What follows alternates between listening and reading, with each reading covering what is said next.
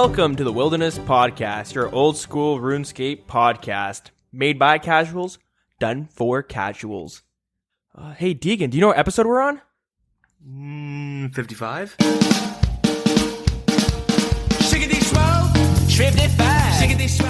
That is a throwback. We are on episode 55, the big double five. I am your host, Dilz, and with me, obviously, is Deagin. Hey, So, how's it going? how you doing? Pretty good. I had to do that throwback. It felt right. Man, that brings me back to like 2004, 2005, maybe even before that. Fuck, the golden age of the internet. Yeah, like 9 Coronas. Remember that song? Oh man, End of Z World. Oh yeah, baby. I actually still watch that like once a year. I'll go back to it, and it kind of holds up. It's More than really- you would expect. Really bad quality, but yeah, I don't know. It's better than what you expect. Yeah. But, what's up with me? Non-RuneScape related, not too much. Started playing Dark Souls 3 a little bit again. Oh shit, sucked Yeah. into that. Been playing the new South Park game. Been playing Cuphead. How's the new South Park game? It's okay. It's funny, you know, I guess. Does it hold up to the last game? Oh, I like the last game a bit more because the combat and like the items, like, you know, your armor and stuff actually mattered. Like they really dumbed down the combat mechanics and like the equipment system, which is weird because in Stick of Truth it was already pretty dumbed down. It's pretty basic. Yeah, but like now it's like what you wear doesn't really mean anything. All your power is in like artifacts, which are just like gems that you equipped. I don't know. It's weird. Interesting. Yeah. I mean, I guess it's a shame, but Yeah. What's even worse is like on PC at least. If you ever play games on Uplay, the way Uplay works, what's Uplay? it's like Steam kind of, but for other games. It's Okay. the equivalent. It's like it's a program that you buy games and you play games on, and you're required to use Uplay for a lot of games, like For Honor and the new South Park and stuff. So even if you buy it on Steam, you then have to open up Uplay to play it on? You open up Steam and it automatically opens up Uplay and then it plays the game. Yeah. Okay, so it's not like an Android versus Apple kind of thing. Like they kind of connect each other. They kind of work together. Yeah. All right. Which sucks though because I use Family Share. Like I've talked about it before. Me and my buddy, we like take turns buying games. Yeah. And it's nice because I don't have to buy that many games. But because it's on Uplay, like I give him my Uplay account and he still can't play it. Oh, that's It's like it's another like interesting. Yeah, Stick of Truth has like, or Fractured But Whole has like 3 forms of like anti-piracy and shit. So it's kind of annoying. So good luck if you're trying to find a good, file to pirate. Sure. But, all right. I don't know. It's funny, but like, I kind of had this with Stick of Truth and I got it with this game a lot earlier where the jokes kind of get really tiring and it's like it's all fart jokes.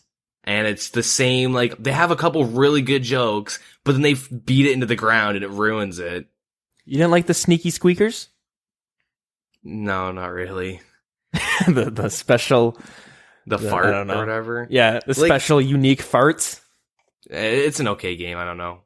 I probably will beat it because I bought it already and can't refund it, but yeah, I don't know. It's funny at least. But Yeah, I'm gonna have to get it. I did thoroughly enjoy the first one. yeah, the first one was I thought really it was good. really well done. Yeah, this one's like decent. It's got some funny jokes and stuff, but yeah. And then I played Cuphead and random shit.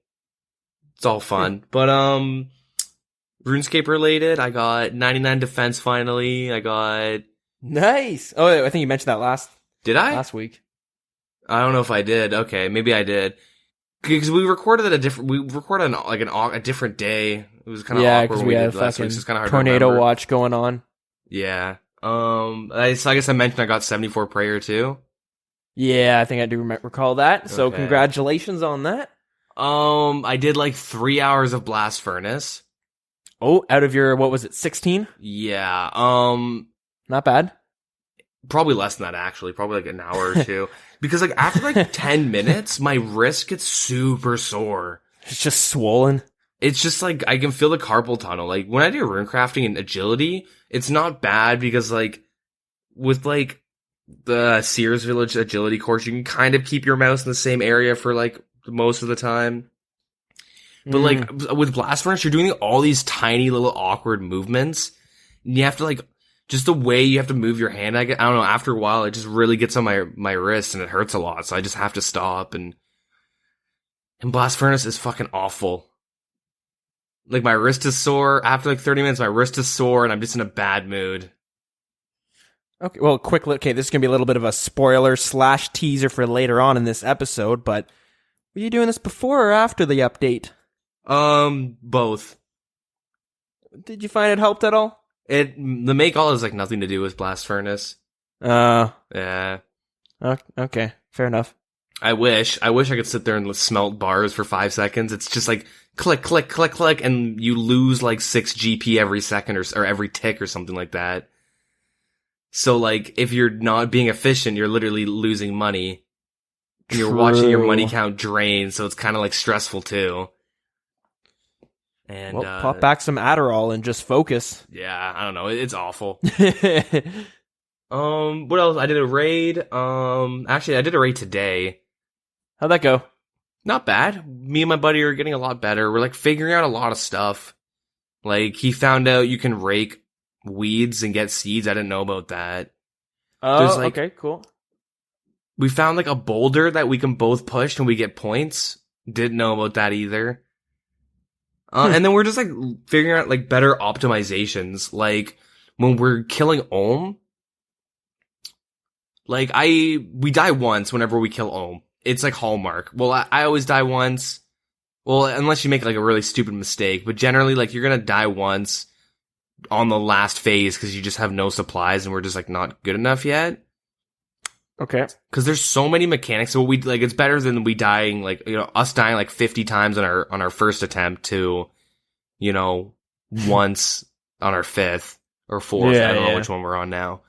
But yeah, we like figured out like we started bringing Ruby Bolts E into raids, and I don't know. I've probably talked about it before, but it's the enchantment. It like deals damage on the percentage of their health, and it caps it at 100. Yeah.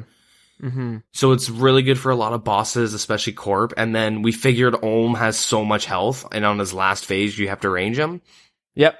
He has so much health that you're better off. You're gonna get more DPS out of the Ruby Bolts than with your blowpipe, especially because like you have to move around a lot, and yeah, that's right. The blowpipe is only so good because of how fast it attacks, and if you have to move around constantly and you don't have time to attack and then move, you kind of makes it last a lot longer. And okay, so we tried it out, and like I got like 4 specs off with the Ruby Bolts, and it's like 400 damage, and we figured out you can like use the Ruby Bolts until like a third of his health left, maybe like 25% of his health is left, and then he switched to the blowpipe. True. Okay, yeah, that makes sense. Yeah, I don't know. It made it way easier. So it's cool. We're like figuring out little tricks and how to progress faster, and I've been slowly upgrading my gear too. Like I have an Anguish that I'm bringing in now, and nice Pegasian. So it's pretty nice. Which one's the Anguish? It's like the it's for range, but it's the necklace, the Zenite necklace. Mm-hmm. Cool. Yeah. I'm probably missing some stuff, but I can't. Oh, I broke 1900 total level. Did I mention that last week? Oh, damn. Score. 1900. So I'm kind of tempted to just power level construction to like 80 and then get my hunter to like whatever. Just like level up as fast as I can with like whatever. Get to those 2K worlds? Get to those really laggy, shitty worlds, yeah. Then you can complain about it, though. That's what's the best part about being able to enter those worlds. Yeah, that's true. Because every now and then you'll see a post of someone being like, well, fuck, just got my 2K total level, went to the worlds, and it's a lag fest.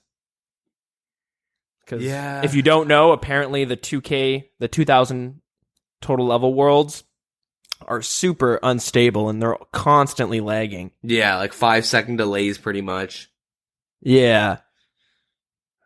But, that's what you get for playing RuneScape enough to get 2K total level, I guess. They're trying to get you to quit. Yeah. Yeah, I think that's it for me. I'm probably missing something, but whatever. What about you? Myself, let's see. We're getting closer to that date where I have to move. So I've just been fucking, giving her playing RuneScape, just trying to put in as much time as possible. Not really, but sometimes it does feel that way. I gotta get my fucking internet shifted soon. We move, I think it's November 5th is when we're gonna start moving things in. But between November and November 5th, we're gonna go on just a little trip down to Montreal just for a couple days. See the strippers? Yeah, 100%. Nice. I haven't told my girlfriend yet, but she'll be fine with it, It'll right? be a surprise. It'll be a nice surprise. Yeah, it's part of the experience. Strippers and poutine, right? Yep. So yeah, besides that, gearing up for that, what have I been doing in the RuneScape world? You could probably guess. Slayer. Oh yes, Slayer and defense. My defense is getting close to 83, I believe. Nice. So making some fat gains there. I'm so close to 91 Slayer. I'm like 40k away, so hopefully we'll get that tonight once we're done at this episode. And I got 98 hit points apparently. Nice. That's one of those things where you're just kind of like AFKing some task, look over and you're like, shit, when the fuck did I get 98 hit points? Yeah. So that's a skill you just really don't pay attention to. At least I don't. I just normally get like levels in them and I'm like, oh fuck, there it is. Yeah, that's how it was for me until I was 5 or 6k away from 99. I was like, all right, I kind of want to keep tabs just to watch it go to 99. Yeah, because it's such a passive skill. Yeah. Especially when you get to the higher levels, it takes it feels like weeks just to level it. Yeah. Well, 100% is weeks, but yeah. Yeah, kind of just same old there. Killed some King Black Dragon with a few people from our clan chat, so that was fun. Nice. It's actually a lot more enjoyable when you're doing it with other people. Yeah. Even if it's less efficient, it's still it's just, I don't know, it's more fun. Yeah. Yeah, I hate doing KBD because it's I can get 8 kills in a trip, so when I get them on Slayer task, I always have to do 2 trips, and I hate that. Yeah. And yeah, it's just a boring boss. But yeah, it's not bad when you have other people there. I find that I agree. It can be pretty brutal on your own. You're having to, you just go through an inventory so quickly. But then when you're with even just one other person, I was able to get 25 kills to 30 kills in one trip just because with one other person, suddenly he's not even hitting you half the time. Yeah. I found I was wondering, do I even need to pray melee for this motherfucker? Because seems like he's not even really hitting me too often. Yeah. Yeah, it was pretty good. No notable loot. No visage, no pet. No, nothing like that. Yeah. That's about it. Got killed in the wilderness again with a master clue. That kind of sucked because it was my last step. It kind of breaks your balls a bit. I don't know if you do this, but do you do this thing when you're in the wilderness and you see a white dot and before you decide to log out, you check to see what level it is first? Yeah. Yeah, and then just checking for that level gives that player enough time to teleblock you or ice barrage you? That doesn't happen with me. But it's usually I get ice barraged and I'm like, oh fuck, what level? Okay, can I live? Yeah, I can live. Or it's I see them, check their level, then log out. Unless they're wearing full arms, the Niet's not helm, then that's an insta. They're probably maxed and I log out. Okay, see, this happens to me, and maybe I just lag in real life. I'll see the white dot on my mini map. I'll move my screen so I can see what level it is, put my mouse over top of it. Oh, it's level 120, and I'm teleblocked, and I'm dead. Even though I easily could have probably logged out or something like that beforehand, but... And I always tell myself, as soon as you see a white dot, log out or world hop. Simple as that. As soon as you see the white dot. But no, I gotta fucking just check to see if it's PK or... Yeah, the worst is because I use the burning amulet to get to KBD because I'm just that lazy. Oh yeah, me too. And so many times I'll like telly in and just instantly get piled on by someone. And they'll obviously they have a team, so it's like, all right, like, but I have never been killed going, like, they just can't, like, I've literally had it where I get piled on by like a team and they're like trying to like kill me and shit. And I'm wearing my proselytes protecting mage. And I like, go through, like, I had it where I ate one shark and I just like went and started my KBD trip. And I was like, okay. That was fun. Like literally just like ate one shark. That was it. Like no skin off my back, but it adds the excitement to the game a bit, right? I just find it annoying because it's like, come on, like, okay, sure, go ahead and teleblock me, but I mean, like, chances are you're still not going to kill me, and if you kill me, you're gonna get like 300k worth of shits. Like, I guess that's worth it for you. All right. You just go super negative and get super like Debbie Downer. See, I'm the opposite. I get super fucking like an adrenaline rush. I'm like, oh shit, I got ice barrage. Go. Okay, let's do some prayer flicking, this, that, and this. And I get away and I'm like, maybe the people that attack you are actually good. Because I actually had it where I'll be like, I was doing something in the wilderness and some dude jumped on me. And then I'm like, all right, I guess I'm gonna just attack this guy back. And all I had was like a whip or something. Like I was doing something trivial. And, I think I was doing like Wilderness Diaries or something. And then he would like pull out his DDS, sit there for a second, and I'm like, okay, put on Protect for melee. And he like runs past me, stops, and then DDS specs me, and I'm like, oh, I didn't see that one coming. Nice one. That was sweet, dude. Like, I just find it like more of an inconvenience. Shit, sounds like you're running into myself trying to PK other people. The amount of times I go deep wildy PKing and I just get fucking Parkinson's and I can't click on the dude and I mess up all my things and next thing you know I just like totally gave up a free kill. I find it's super embarrassing. I find if somebody's attacking me, I don't really care, but if I'm out PKing, like I'm like, oh shit, and then I get really bad. Like if somebody jumps me, I'm like, all right, just guess I'm gonna deal with it. But like if I'm the one jumping people, that's where like I suck ass. So I don't know. Yeah, that's that's me. So we're gonna work towards that. One thing I actually learned. I guess this is the second time learning this. Apparently, did you know if you get the Jad task, like you can get the Slayer task, and it'll ask you, do you want to kill some Tazar monsters or do you want to kill Jad once? Mm-hmm. Did you know if you go to kill Jad and let's say you die to Jad, your task is over? Yep. You okay, didn't know that? Well, a while ago, I don't know if I've talked about this when it first happened. I might have forgot though, but yeah, I got to Jad and I got killed. And I was like, shit, alright. So I got back into, I tried it again and I got to Jad and killed him and then I didn't get any Slayer experience. I was like, what the fuck? And then I realized, yeah, if you die, you kind of cancel your own task. Yeah, I think you still get some experience though.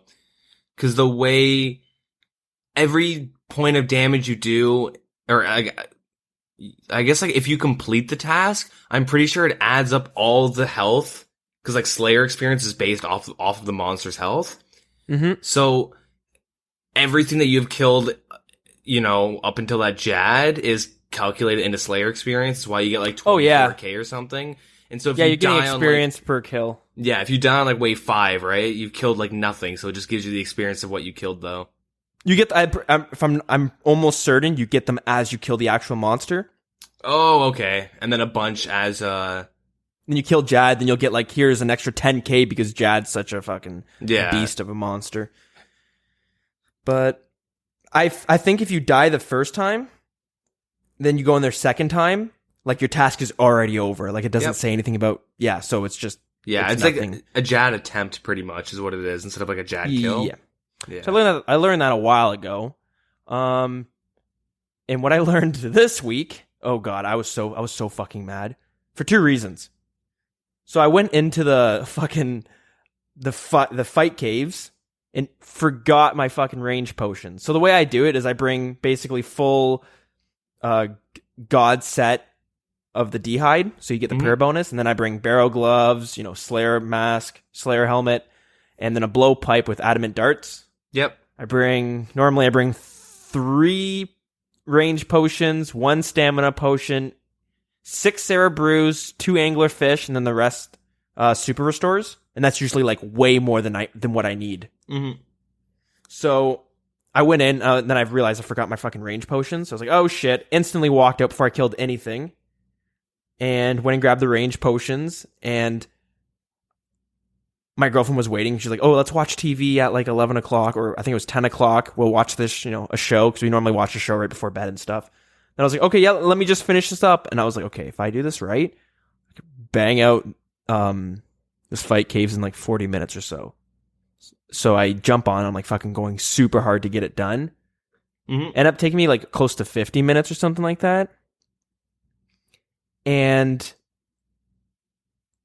I killed Jad, and I fucking realized that if you just go into the fight caves and leave, it cancels your fucking task. Yep. Immediately. Oh man, I was so mad because I was like I was going super hard. I was using the range prayer the whole time so I can get kills faster and everything. And then I was wondering why it was taking me so long too, because I'm like, normally I don't use that prayer for the whole thing. I use it for maybe some kills, but not for the whole entire fight caves. And then I realized, I'm not getting the bonus from the fucking Slayer mask. Yeah, man, that's the struggle. So I learned that too, so. Yeah, it's good to know, I guess. Honestly, I get a lot of Jad tasks and I just skip them. I'm just like, wait, I don't want to set out 40 minutes to kill. I know it's really good experience and I know it gives me a chance. Like I can, cause I'll sacrifice the cape. So it gives me 2 chances to get the, like a 1 in 100 to get, the pet, which would be kind of cool, but I don't know, man. I just I'm too lazy. Yeah, cause it does take kind of more focus. Yeah. Like I'm lazy enough that if I decided to do the Tazars cause I can't spare the points or something, I just go full Darok, go down to like 1 HP and pray flick and kill the Obby Mauler dudes. You do have a chance of actually getting some money from that, opposed to, Jad, where you're gonna lose money from all the super restores and all that shit. Yeah, but I think if you kill Jad in a reasonable time, like 40 minutes or 45 minutes, it is I think it's some of the best experience per hour for Slayer. It's gotta be, and it's gotta be one of the more faster tasks, because I find if I'm doing Abyssal Demons or Necrials or Gargoyles, you're there for. Kind of lose track of time. It's not super long, but I always think it's quicker than it actually is. So yeah, it's pretty good all around. Besides, if you're looking to make some actual money, you get some of the Tokel, but even that, you got to do it 100 times before you can buy an Onyx. Yeah. But yeah, see, I'm kind of saving up my fire capes because I don't want to. If I ever do the Inferno Caves, I don't want to have to go spend some time killing Jad a bunch so I can get some extra attempts. I want to be able to have 10 fire capes. I'm going to fucking waste on getting the Inferno Cape, right? Well, it's a one-time fee. Isn't the Inferno cost 1 fire cape per attempt? No, just 1 fire cape to. Oh, man, are you serious? Yeah. So you give it to the dude and suddenly he unlocks the cave for you? So in order to access the Inferno, players must give Tazar Ket Ka a fire cape. This is a one-time fee, so after giving a fire cape to him, Tazar Ket Ka will allow players to enter as much as they want. It should be noted that purple sweeps cannot be consumed within the Inferno. Yeah, dude. Wow, I always thought it was 1 fire cape per attempt. No, which made me think oh shit, this cave is it is super hard, but on top of that, you know what I mean? It's even harder because you gotta give a fire cape up every time you want to try it, not just once. Okay, wow, maybe I'll get the pet. Maybe I'll exchange my capes and keep 1 in the bank, and next thing you know, I'll have a pet. Holy shit. See, I thought you were gonna say you were gonna keep the capes until you had 30, and then you're gonna just throw them all in for a pet. And I'm like, well, what if you get on the next pet or the next cape? All these extra fire capes. But Yeah, and I'm thinking like, if I saved up, let's say the 30, and then what if I got the pet just from killing Jad? Now I had all these capes that I previously thought I could use for the Inferno cape. Now I guess it could be used for PKing maybe, but wow, Jesus Christ. Welcome to RuneScape content. We are always learning new things. I was talking to my buddy I do raids with, and we were saying if one of us ends up getting a twisted bow, like maybe just, all right, let's set out, let's get 100, like enough supplies for 100 attempts at the Inferno, and then we'll like just, cause I trust him. Like I've known this guy for 10 years. You know what I mean? He's not gonna I wouldn't scam him. He wouldn't scam me. Like I know him in real life and shit. But that's what they work towards. They work towards that trust. Yeah, over pixels. No, we're pretty good buddies. We're pretty close. But just kind of like, all right, let's here's 100 attempts. Go try to do the Inferno as much as you can. And then like if he gets it or if I get it, you know what I mean? Just like use the twisted bow to get the Inferno capes. Yeah, and then sell it afterwards, because like my next goal now, like, because I mentioned how I kind of ran out of goals, and I just was like, all right, I'll get 83 smithing for Lumbridge Elite, because why not? But I kind of think I want to just max my combat and then just try and do the Inferno. I think it's like my next long, because raids was my long-term goal, and now Inferno's my long-term goal. And that's a pretty good goal. Yeah, like I'm gonna max my range and then my mage and then prayer. That cape is super like, what's the word? It's awe-inspiring. You throw it on and you're gonna turn some heads. It'd give me some merit for the podcast. You know what I mean? People would be like, "Oh, I should listen to this guy. He's got an Inferno cape." Yeah, we can call you. Yeah, I can introduce you as Deagin, the guy with the Inferno cape. Yeah. Well, that's how I introduce myself at parties and whatnot. That's how I go about it. You pull up the RuneScape high scores. Hey, ladies, look at this. Want to see my sweet Slayer level? I have 20 more Abyssal Demons to kill when I go home tonight. They turn you down because you don't have 99 yet? Maybe that would happen. But, yeah, do you want to move on to the news? I think it's time. What do we got in the news? Not much. So, anyways. No, okay, so, see you guys next week. Yeah, we got a dev blog, and we have a big old update to talk about. So, we'll start off with the dev blog, which is the Deadman Winter Finals. Ooh, more Deadman. So, they haven't announced a date. They're not too sure yet, and, yeah, they're just kind of letting us know that. There will be no cap on experience gain. This is for like the week, the invitationals. Right. So everyone starts fresh for this week, and everyone has to grind the stats that they want for the tournament, right? Yeah. So yeah, I don't know. But they did make some changes. So yeah, there's no cap on experience, just like, unlike the seasonal. Unskulled players will protect all experience on death, and there'll be a 50 times rebuild rate on experience. Cool. So if you skull, you die, well, you can rebuild really quickly. Sure. If you die without dropping your Chinchampas, they'll appear on the ground. I did read about somebody PKing this dude that was like chinning, and like no chins were there, and then he went back and found him again chinning, and he killed him, and there was no chins there, and he was really mad. I saw that like a while ago. I thought they fixed that, or did they change something with the chins? What happened? Changed it with Is it dropping them?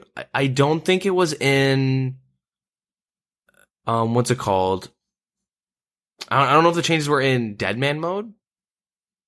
So they changed something. I'm pretty sure they were. I think there was a confirmation. You'd have to confirm. But if you were to die with them, they would like run away or some shit. I know that's how it was. Or I know that's how it is in the original, or not the original, like just old school. Especially if you're like PVMing and you die with Chinchampas, they just run away. Mm-hmm. Because historically or maybe famously, we had someone in the CC a couple months ago die with like 5 mil worth of chins. I don't know if you were there for when that happened, but I'm trying to think. That's shit. Regardless. Yeah, it's pretty awful. But yeah, so they've changed it so if you die, at least within Deadman, they'll appear on the ground, visible to all players. So, oh wait, they changed it to dropping as well, actually, in this. Well, okay, so I went back and I'm looking at this. So this is a dev block from September 23rd of this year. And they had changed it where it says right here, dying with or dropping a stack of Chinchompas will cause it to appear on the ground, visible to all players. Yeah, but this is within the Deadman mode I'm talking about. No, yeah, sorry. This is a Deadman Mode blog that I'm reading. Winter season clarification. I don't know. They have it right here. So maybe within the invitationals, maybe that it wasn't in the invitationals. Because like within the seasonals and the invitationals, they usually do have some different rules because it's only a week. So maybe this was just one of them that was. Maybe when they change it in the Deadman Mode season, it doesn't necessarily change in the invitational. Yeah. Maybe a mod forgot to do it after putting it into the dev block. Yeah, maybe. I actually would not be surprised if that was the case. With all the big updates they've been doing. But love you guys.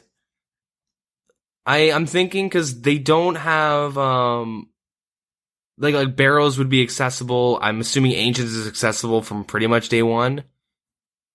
Like we'll find out if it is for this, but usually, you know what I mean, different rules for the seasonal and the invitational.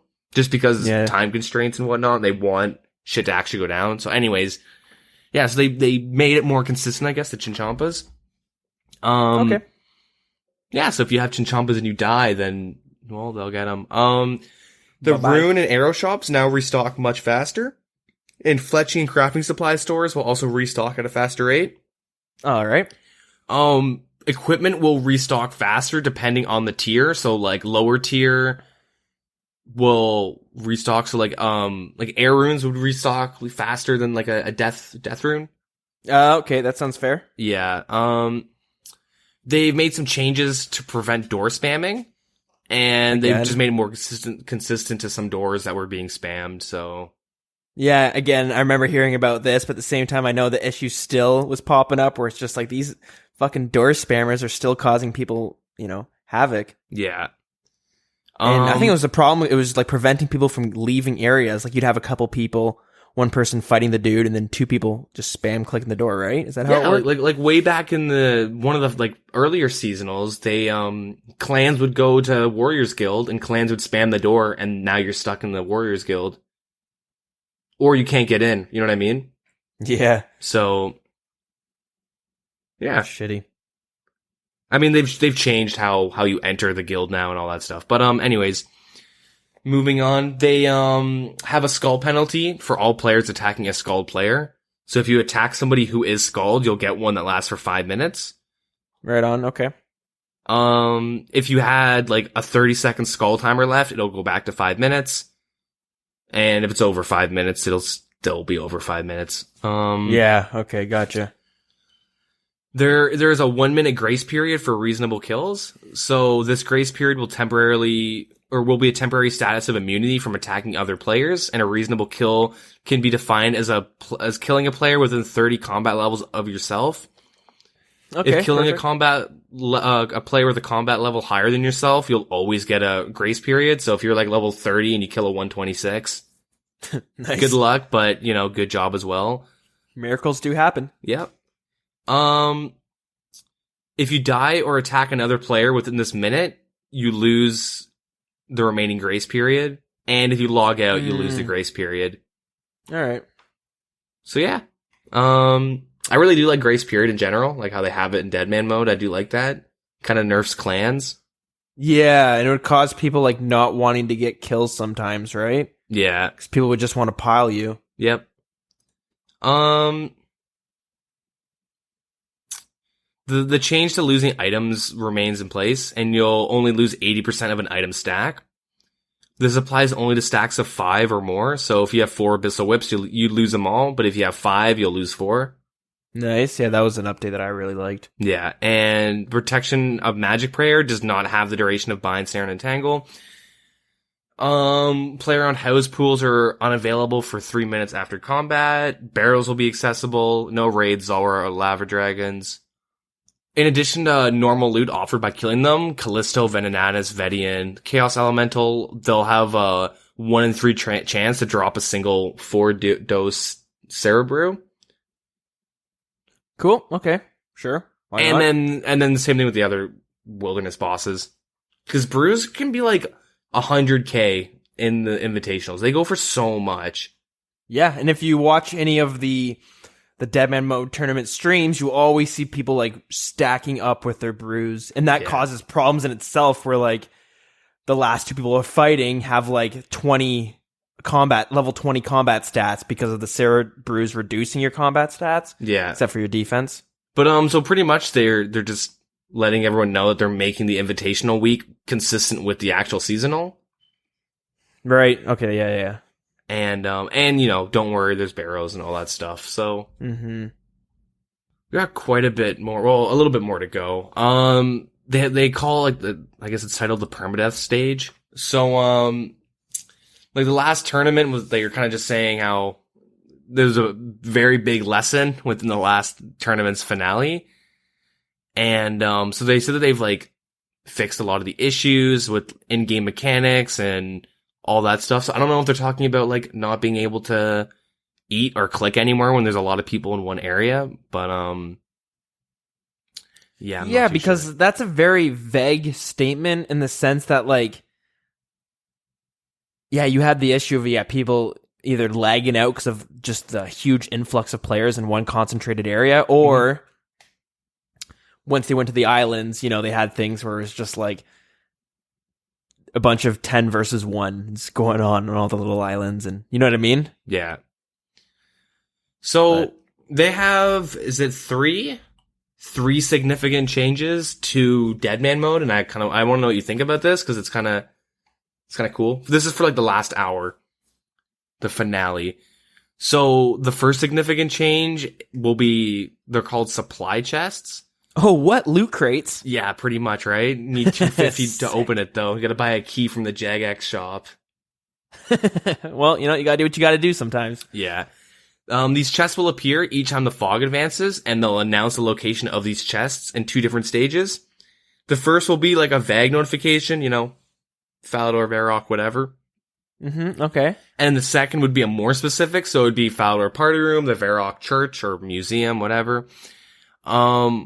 These chests will have like, they'll vary in lucrative rewards, such as like good weapons with special attack, or with good specs. They have like EXP lamps, overload potions.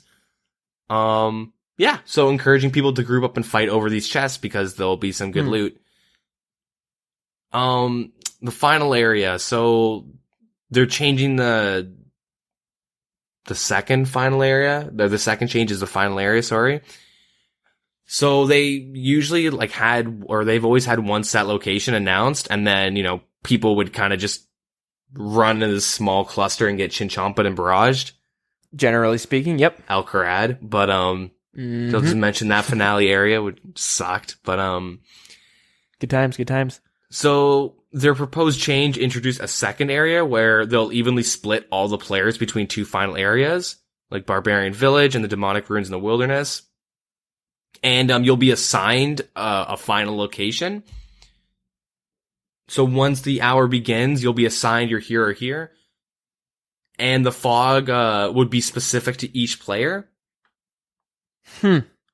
So I'll finish this up and we can talk about that because it's kind of weird. But so they want to split up everybody, obviously, and they want, you know, if clans are going to win, they want them to have, like, you know, 2 group leaders or something, right? They want like 2 organized groups as opposed to just one guy being able to organize everybody.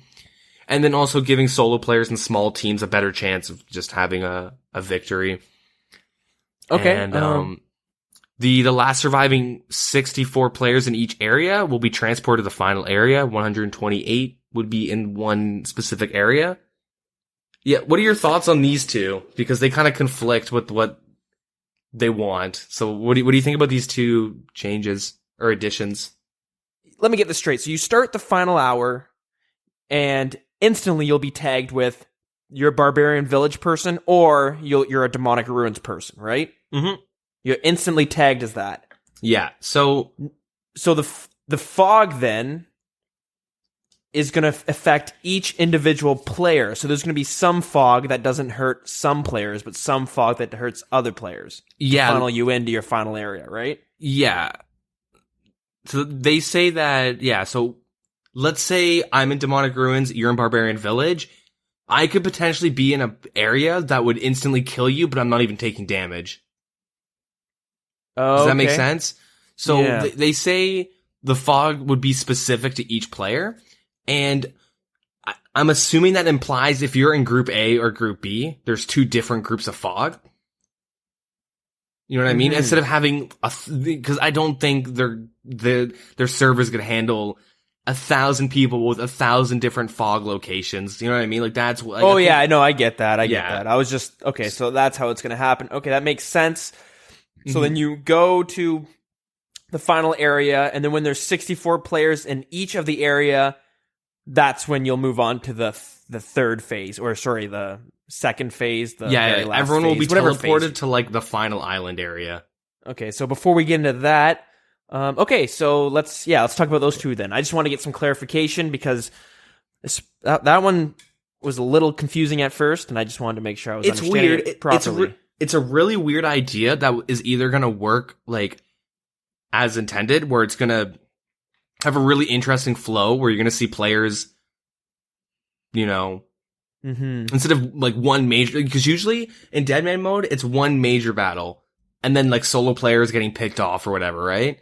Generally, yeah. It's just like one big fight and that's like what we're watching and like, that's fun. But I think they kind of want smaller fights everywhere. One, maybe they don't want the same issue of people just not being able to click anywhere, like their clicks not registering. That can prevent that. And then also, it would be much more entertaining. Because like when you're watching big clans fight, you kind of know who's gonna win the second people start dying. Yeah. If that makes sense. Like, it's like, oh, they lost 4 people. Well, they're probably gonna, I mean, there's obviously exceptions, but generally it's kind of how it goes. It's kind of like a snowball effect. Yeah, and then you got the solo players that are hanging out on the outskirts trying to not even be noticed. Yeah, exactly. So they're not attacking anyone because they don't want to draw attention to themselves. And generally, if a fight goes 5 minutes long between clans, the first 30 seconds are really fun to watch, and then it kind of just like, in my opinion, it just like, it just kind of gets boring. It's like, okay. Yeah. But, so I think that's like, they're trying to make it more interesting with that, but then my big concern is with the supply chests. Yeah, so let's talk about that. People could like, what if there's a supply chest that I can't get to that like just so happens to be way better than the one I'm able to get? How would you know, right? Well, nobody would know except for when they got it, but like Jagex would random. Know, right? It's probably not going to be randomly generated. I don't think it would be. I think they're going to like, all right, this supply chest will have this and this will have that. I hope they do it like that, because if it's randomly generated, like imagine you running into a gas zone, wasting a lot of your brews, grabbing it and getting a DDS. I mean, you know, that's a very extreme example, but then I'm in a safe area with my clan and we get like overloads and just disgusting, you know, gear. Like the supply chest alone could be like, I lost because I was in Group A instead of Group B. I mean, obviously that's not really... It seems a bit like that, and I wonder if they're going to have multiple supply chests to help. You know, this one's going to be easier for Group A, this one's going to be easier for Group B. Yeah, so they say every time the fog advances, there'll be supply crates. Oh, okay. So I don't remember how much the fog advanced. Like, I want to say 3 to 5 times. Maybe a lot more, but... Yeah, I'm assuming is the first supply chests are shitty, but as you get to like, you know how, like in the when they did the demonic ruins for the finale, it was like NMZ white star sparkly things that like made a rectangle. Yeah. Maybe there'll be a supply. Maybe that one will be one filled with like overpowered shit, like really, really good shit. That's in like the final area for each team. Does that make sense? Yeah. Like every wave of supply chests and fog that advances, maybe the supply chests get better and better. Maybe it's just completely random though. I don't know. See, the thing is, they keep it very vague. For instance, imagine you open it up and you get a lamp that increases your combat skills. Like, I personally don't even know what that means. Like, are you going to get like you're going to open it up and you get 1 mil experience to a combat skill of your choice? You know what I mean? Like, the thing is, it get 100K sounds and everything. Yeah. Yeah, it sounds great for like a solo player who's able to just run in there, open it up, and snag it. But I'm trying to picture it working out, and I'm just afraid it's gonna be what, the typical Deadman mode. You're gonna have a clan of 5 people running there, and just one person gets it, whoever needs it, probably the leader, and then the 3 people stand there and start picking off all the people that are trying to run in, and like, oh fuck, does someone already got it? And they try to escape, and they're dead. Yeah, I think that's kind of what the intention is, though. Yeah. Because if you have a team of like 60 and there's 2 supply crates or supply chests you can get, are you going to send all 60 to one? Are you going to split them up? Or are you guys just going to ignore them, right? Yeah, that's true. And they're so vague about it. They don't tell you how much. They just say like the lamp will increase combat skills. Overload potions. We know what overloads do. They're really good. But if you don't know what they do, well, at least in NMZ, I know they're in raids. They work the same in raids. Okay, so they damage you, but you get a shit ton of combat stat bonuses. Mm-hmm. So for me, because I have 99s, I don't know if it's consistent for everyone, for everything, but you get plus 21 in all your combats. Or at least my attack, strength, and defense is what I've noticed. I get plus 21. You get hit 50. And after the 5-minute timer, because it lasts for 5 minutes, you get healed for the 50. Yeah, okay. But the big thing is you can brew down. You can use your Cerberus brews, which, Dilz mentioned. It raises your defense but lowers everything else besides prayer, but you know what I mean? Yeah. But you can use your super restores to gain back your stats, and you can gain back boosted stats. So if you have like a super combat potion and you brew down, you have to like restore back up and then use another combat potion. You don't have to do that with overloads. Oh, okay. So overloads give you better stats, and then they're also like quote unquote permanent. Like you don't have to keep using it, and then it also heals you at the end of the duration, which could be really clutch in a finale final moment. That plus 50 heal could be huge. Mm-hmm. But they're really not specific, and like they just say they'll offer very lucrative rewards such as sought after weapons with special attacks. Does that mean AGS? Does that mean Gmall? Does that mean does that mean raid gear? Can I get D-claws from this? Hey, you got the sear cold bow. Yeah. Magic longbow. See, I think they do it on purpose because they want kind of you to be like, is this going to be worth it? And then they want you to kind of like risk. I think they might be hoping for a clan to have to risk themselves, maybe lose some clan members on the path of trying to get them. Then they open it up and boom, look you got a dragon scimitar. Yeah, I do think they know want what I mean? A lot of I think they kind of want, let's say Bodhi is streaming and he gets one. Oh, bonk loot, mate. Oh, bonk loot, dragon claws, mate. Because that's all they say. But you know what I mean? Pretty good impression. It's my impression of every RuneScape streamer and YouTuber. But you know what I mean? They want that big reaction, I think. And but at the same time, I'm sure you would get just as good of a odd shot video from someone opening up and being like, are you fucking kidding me? Yeah. I just got a bone crossbow. Yeah. I got a bone crusher? What the hell am I going to need this for? It's not even a weapon. Yeah. I gotta try. I don't even get charges with it. This is bullshit. Rune claws? Wow, I didn't even know they had a special attack. Yeah. But, so it could either work pretty well. I mean, I'm assuming it'll be random. I hope it's not random. I hope they kind of figure out. Yeah. Because it would be kind of annoying to get 2 dragon claws. It sounds stupid to complain about, but getting 2 dragon claws and that's it. As opposed to a Gmall with an overload and a piece of armor that's good or something. It might just be one item too. We don't like I said, it doesn't really say, but that change in itself seems super random. I like it though. I like it. it's interesting. I don't feel like it would necessarily hurt it. Like, I don't feel like that's going to open up all these kind of like problems now by having the supply chest being like, oh great, like look at, we were so close to having a good Deadman Mode tournament, but damn, these fucking supply chests ruined everything. I can't really see that happening, but I'm interested to see how it works out. And I guess quickly the final area. I got some clear. I like that. It seems interesting. I feel like that one again should work out as well. That seems like a kind of a random change, but they're kind of thinking out of the box. Well, not really. Kind of the opposite, because it's like a battle royale, right? Deadman Mode's just literally a battle royale, and every battle royale has like supply drops. No, I'm talking about for the final area now. Oh yeah. For the final dividing area, up. I think it's like an improved way of how they did before. So we haven't really specified the final islands, and we'll go into that now. Yeah. But like, just to go back, just so you guys aren't confused, when there's 64 in each area, 128 in total, you'll be transported to this island.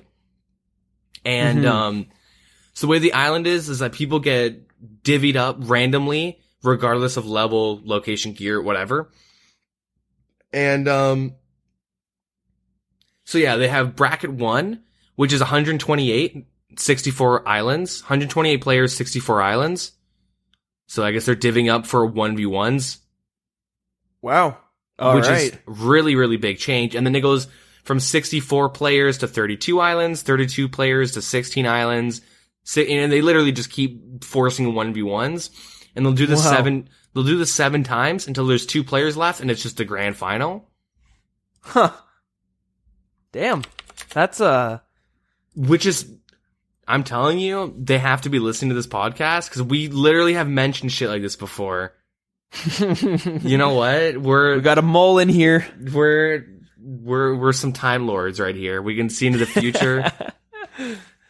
I remember like talking about like just turn it into fucking 1v1s. I remember us like having, I don't know if, I'm assuming it was on an episode, but I do remember us like talking about this. Yeah, shit. And divvying it up to all these islands. They have like a graph to show of like the mock-up of the final concept. I don't know if you have like the image up, but it looks kind of weird, but it's like multi-leveled. They kind of have the islands divvied up just for viewing purposes, it seems. Mm-hmm. But some of the islands are really close, so I'm hoping you can't like barrage someone on another island. I'm really hoping you can't do that, but we probably can't, but it kind of looks like that. I should like go into this just so we don't like miss it, but for the first sets of the islands, you'll be teleported with gear and stats and inventory that you left the mainland with. So if you use your if you have your overload stats, you don't have to worry about losing them.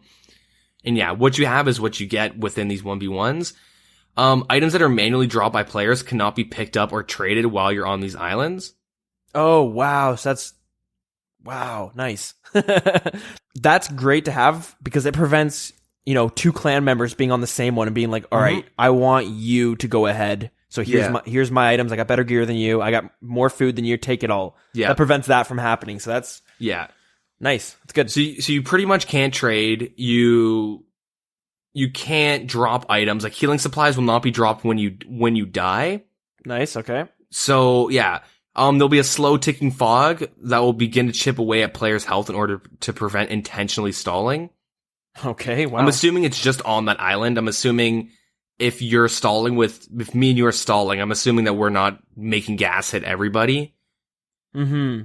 But I do think it's kind of cool that healing supplies aren't dropped, because that would give, if 2 solo players are fighting, they're going to want to kill each other. And, what happens if both of them are out of food, but then on the other island, it's 2 clan members and one guy just lets himself die. And now this guy has like a full thing of food. Fair enough. Yeah. Okay. But, yeah. So once only one player remains on an island, they'll automatically be teleported into the next bracket, and you'll have a short period of time to loot your opponent. Players who are successful at progressing, they'll have their inventory wiped of supplies, and they'll be provided a new set. So I guess they're taking a step further than just sharks. Maybe they're gonna they have 5 brews, 3 restores, a combat, range, you know what I mean? Like they have shark, they have it all planned out of what people are gonna be getting. Interesting. They'll announce what supplies you get before the finale. Okay. Maybe even before the whole week. I guess regardless of what happens, you'll just get a full inventory of food and whatnot. They just wipe all your inventory. Hopefully they remember to wipe empty vials. Yeah, no, I agree. I hope that's not an oversight because they say wiped of supplies, food, and potions. Mm-hmm. I'm assuming they probably right now it seems like they've thought of everything. It seems like they had one person working an overnight shift at Jagex HQ with a board where they're going to be like, hey, you're going to stay up all night until you can come up with every single problem that's, you're going to rewatch every single tournament and put down every problem that's ever occurred in all of their, tournament things. Yeah, be very specific. All right, so we're not going to lose a Dragon Dagger on wipe, correct? Not going to lose a Dragon Dagger poisoned, correct? Not going to lose a Dragon Dagger super poisoned, correct? Not going to lose a Dragon Dagger poisoned like plus, correct? Yeah, exactly. All right, Bronze Dagger. Yep, Bronze Dagger poison. Like being as specific as possible. Have a huge checklist of every single item they don't want erased. That's what the interns are for. Yeah, exactly. I hope that Barrow's gear doesn't break. Imagine. That would be really shitty. You kill some dude with like Torag legs that you really want, and you're like, oh fuck, it's broken. You pick it up and you can't drop it in time, but now you don't have a brew. Yeah, your inventory's full of just like a Carol set, an Aram set, Torags. I don't even know why I picked up the hammers. This guy's trying to swap this over for old school gold. What is he doing? Yeah. Oh, we have a straggler. He's running off to the GE. Anyway. Oh, we forgot about the Telly Other spell. Yeah. Game breaking. But, holy shit. Good. Imagine being able to, like, Telly Other, and then, so, like, you're someone else, there's, like, another 1v1 on the island next to you, and you're just spam Tellying Other on the one guy. And the winner is Wooks, and how the fuck did he get to the Grand Exchange? He's talking to Viles again. Yeah. Monash, close your PayPal. You don't want to give him another 10 grand. Oh, fuck. The only reason why I keep bringing up being able to interfere in other islands, because if you look at the graphic, like, the islands do look pretty close. Like, they look pretty close, the first couple. Like, you can see the, like, 128, like, the first brackets where they're going to be, and as it gets, like, closer to the end, you can see where everyone will be transported to, and then the final will be, like, in the center. Mm-hmm. But I really hope they don't fuck up and, like, make it multi-combat or something. Yeah. I don't know. And, they're all longbowing one person. Fuck, we're back to the same problem as last time. It's even worse now because they're stalling it out. Now everyone's dying to gas and bullshit. I mean, at this point, I'm waiting for something. Like, this happens every single season. I'm waiting for something stupid like this to happen. That's what I wanted to say. Like, they're making all of these pretty extreme changes, and it's just like, I almost feel like when they shut one door and just open up another. Yeah. That might not happen, but it's been, 7 tournaments so far, and there's always been some problem, and every problem has been super different from the last problem. That's why it's so funny, because it's just, it goes from somebody like Tick eating fog to, like, even, like, redemption. Redemption to even having, like, you have to click on an entry to go into this tiny area where a clan literally just barraged and bursted everybody that walked in. El Kharad. Yeah. They just had, like, they had to, like, reset Callisto because somebody lured him to the final area. Like, it's... Instead of, like, making these minor changes to their last tournament, they just, like, literally trash their whole idea that their last tournament was and start from scratch again. Okay, let's try it this way. I mean... You know what I mean?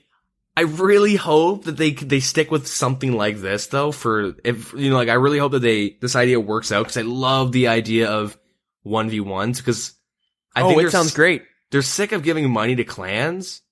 Yeah. And now they're finally realizing that, like, nobody likes watching clans win. Generally speaking. Unless you're in a clan. Yeah, like, it's not as exciting as you'd expect a little clan fight to happen. Yeah. It's always just, like, one clan steamrolling through another clan. It's usually just because of sheer numbers, nothing else. Exactly. Like, clan fights would probably be sweet to watch, like, a 4v4 or 5v5. Like, small numbers would be really cool. But when it's, like, you literally just see, like, a blurred line of Chinchompas going from one side to the other. Mm-hmm. And everybody's in perma ice barrage. It's kind of boring, but this will be really interesting. I just hope that the observers can actually catch like good fights. It'll be really hard to keep track of all these fights going on, like 64 1v1s pretty much in the beginning. Yeah, that's another thing. Like, they have improved from like their first tournament where like the casters, is that what you want to call them? Yeah. Shoutcasters. They've improved like what their interface, what they have to work with sort of deal, where before they kind of had to like, I can't even remember, it just seemed like they had to click around or something like that. Mm-hmm. Now they have like, they can actually click on players to see what's going on. I do hope they continue to give them a better way of like, you know, maybe having the screen split so that while we're seeing one thing, they're able to look around to see what's going on at other areas to be like, okay, this is exciting to click. Because, you know, we all hate when they're like, you know, you see a fight happening and then the fight dies down and then you're watching Bodhi stream at home or something and you know there's an exciting fight happening with him. Yeah. But they're clicking around looking for one. It'd be great to be able to like, you know, maybe one caster's looking for the next area to hop to, right? Mm-hmm. And I know with League of Legends, when they came out with their spectator mode, you can click it so it automatically jumps around to where the most action's going on. And it seemed to work really well. I don't know if that's possible with the, you know, engine work and all that shit. Yeah, well, they had like a director's cam, which, it was like an automated cam service, but like it would miss a lot because it's, you know, it's not perfect. Yeah, it's not perfect, but like what I'm saying, it'd be great to give them, not like let it be automatic, but give them the option of being like, you know, oh, you get an alert, there's some action going off in Varrock. So you can click Varrock and boom, you can see what's going on just when you have a dull moment, right?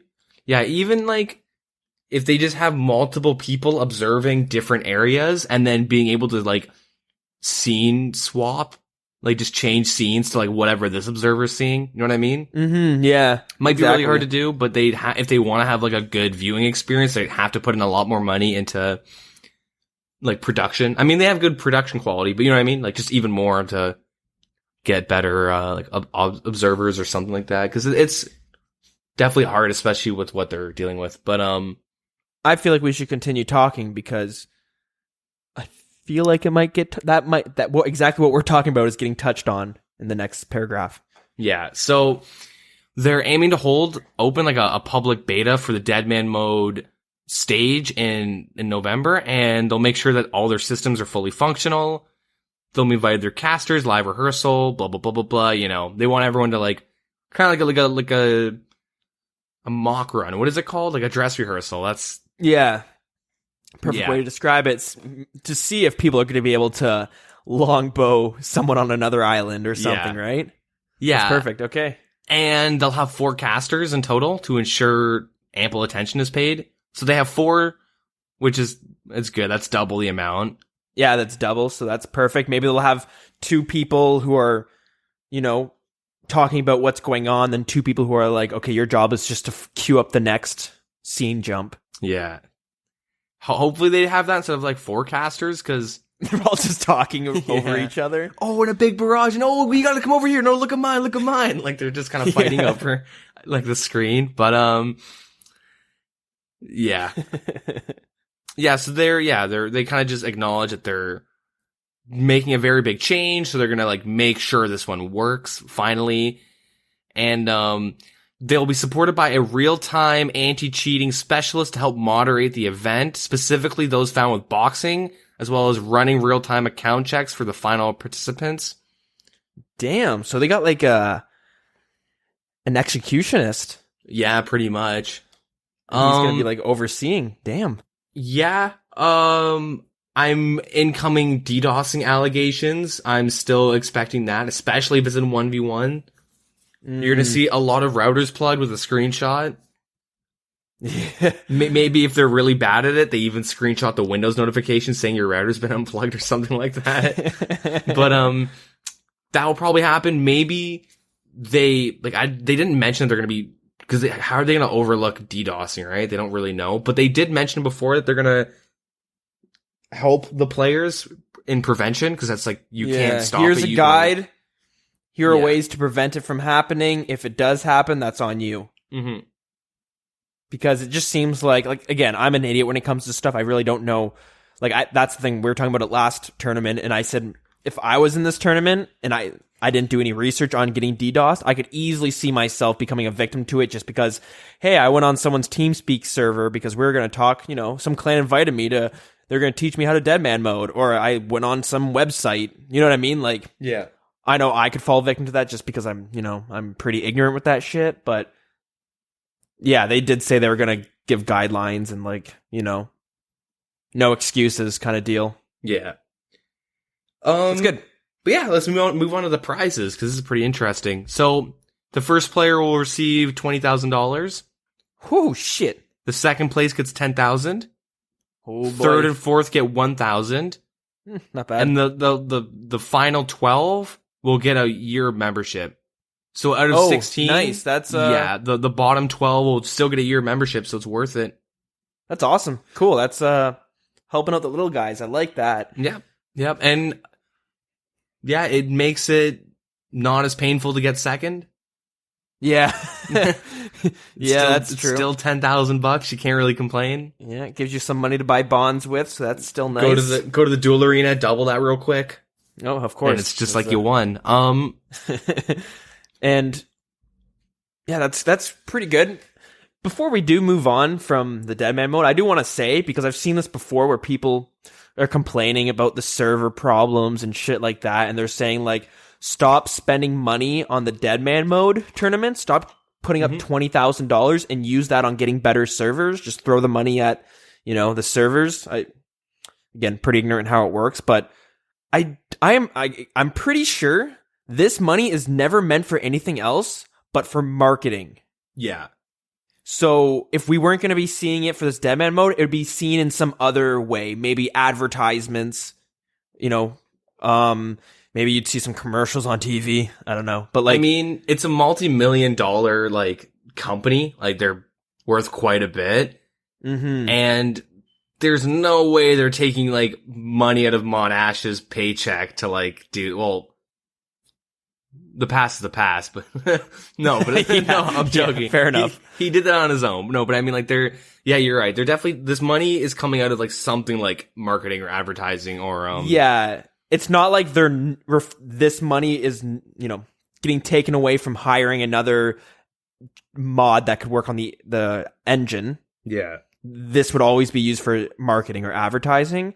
And clearly, we would not be seeing this many Deadman Mode tournaments if it wasn't working. So they definitely see, a lot of positive things coming from having these tournaments, because it's always in the top 5 of channels for Twitch, right? Which is, and that's a big one. I think if this one goes well, I think regardless, this one will be one of the better ones. But if this one goes well, then the next one will be even bigger, in terms of viewership. This is kind of make or break, right? Well, that's the thing.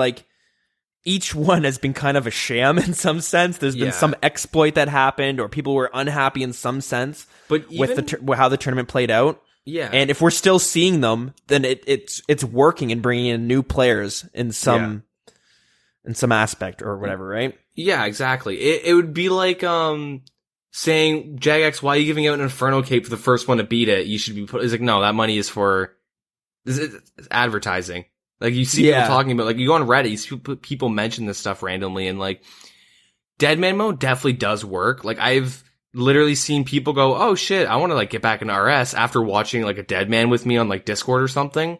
I've had buddies that start playing it. I have a group of friends that they all get together every winter seasonal, and they just LAN for 2 or 3 days straight. And they don't even play runes. They literally play Deadman Mode once a year. They sub for a month and they just have a big LAN, and then they just, then they stop afterwards. Yeah, and Twitch, it's we're in the new age of the internet. Twitch is it's this new way of entertainment, right? Yeah. And I know I've talked to a few people who are brand new starting, and I was like, how did you get playing this game again? And quite a bit of them are just I watched people on Twitch streaming it. Yeah. And I was interested, so I tried it, right? Yeah, well, Twitch is the best way to advertise for your game. Yeah. Like, if you look at, like, all, like, PUBG and all those really popular games, like, they only get big because of streamers playing them. Oh, yeah. That's like, true. It's ridiculous. But, And they make games specifically for not specifically for streamers, but they make them very streamer friendly so that people who are watching a streamer can enjoy it too, because they know that it's going to bring in some people. Yeah. I know myself. I don't even watch streams that often, but every now and then I'll click on like some of the top channels and I'll watch a variety streamer. And next thing you know, I'm playing Town of Salem, a game I've never even heard of before. And I'm playing this game that I saw a streamer play, and I was like, that looks pretty fun. I'm going to try it out. Yeah. And I think, with Deadman Mode, it's supposed to be like, well, if you don't like playing RuneScape, there's this mode. Yeah. So... And if you don't like to play this mode, there's a whole bigger side of this game that might not always get the top viewership for streaming. Yeah. For streams. So, yeah. Cool. But, so that's pretty much it for Deadman Mode. I'm really excited to see how this one plays out. Because, it's probably like... Biggin. It's not like if it fails, they're going to stop with Deadman Mode. But, I mean, like... It'll plateau in terms of how many more people it'll get into the game. Yeah, so we might... Like this one, we're seeing an increase in money they're giving away. So we know the last one was better than the one before that. But they also the prize money. This is part of the prize money from last seasonal. If you remember the whole fiasco with it. Oh, yeah, that's why there's more money. But they also are making big changes to kind of improve viewership and I guess what I was just saying, and just to like make it more like just interesting to watch instead of watching a clan win. You're gonna see like crazy 1v1s go down. Yeah, and they're realizing that they don't want to necessarily make it... They want it to look good as well as play good, because the biggest part of this is for people watching this. Mm-hmm. Like, it is really upsetting to go, oh, who's gonna win? Oh, it's the last 5 people are clan members, they're gonna kill themselves. That shit is so awful to watch. I hate it. It's so hyped up to the final 4, and then it's just like, oh, who's gonna... Oh, true, I guess they all... Oh, I see. I guess 3 hashtag rots. I'm gonna go take a shit. I already know who wins. This is gonna be boring. My bathroom session will be more interesting than this, but But, well, I guess if we do see an increase in money, there's your answer right there on how well these tournaments go for advertising, right? Yeah, exactly. So, yeah. Do you have any final thoughts for Deadman? I'm excited. That's about it. Yeah, me too. All right, let's move on to the update. So, Halloween 2017. Oh shit, that's out now. Have you done it yet? I have not. Ooh. Too busy slaying, buddy. So I did it. Don't do it. It sucks. No, it's not too bad. You have to talk to Death at Lumbridge, and then he's pretty much like, "Hey, I'll teleport you to Varrock and go talk to like 2 dudes that are mining in Varrock, 2 ghosts, I should say, not dudes, mining in Varrock. Like, it's go more talk exciting.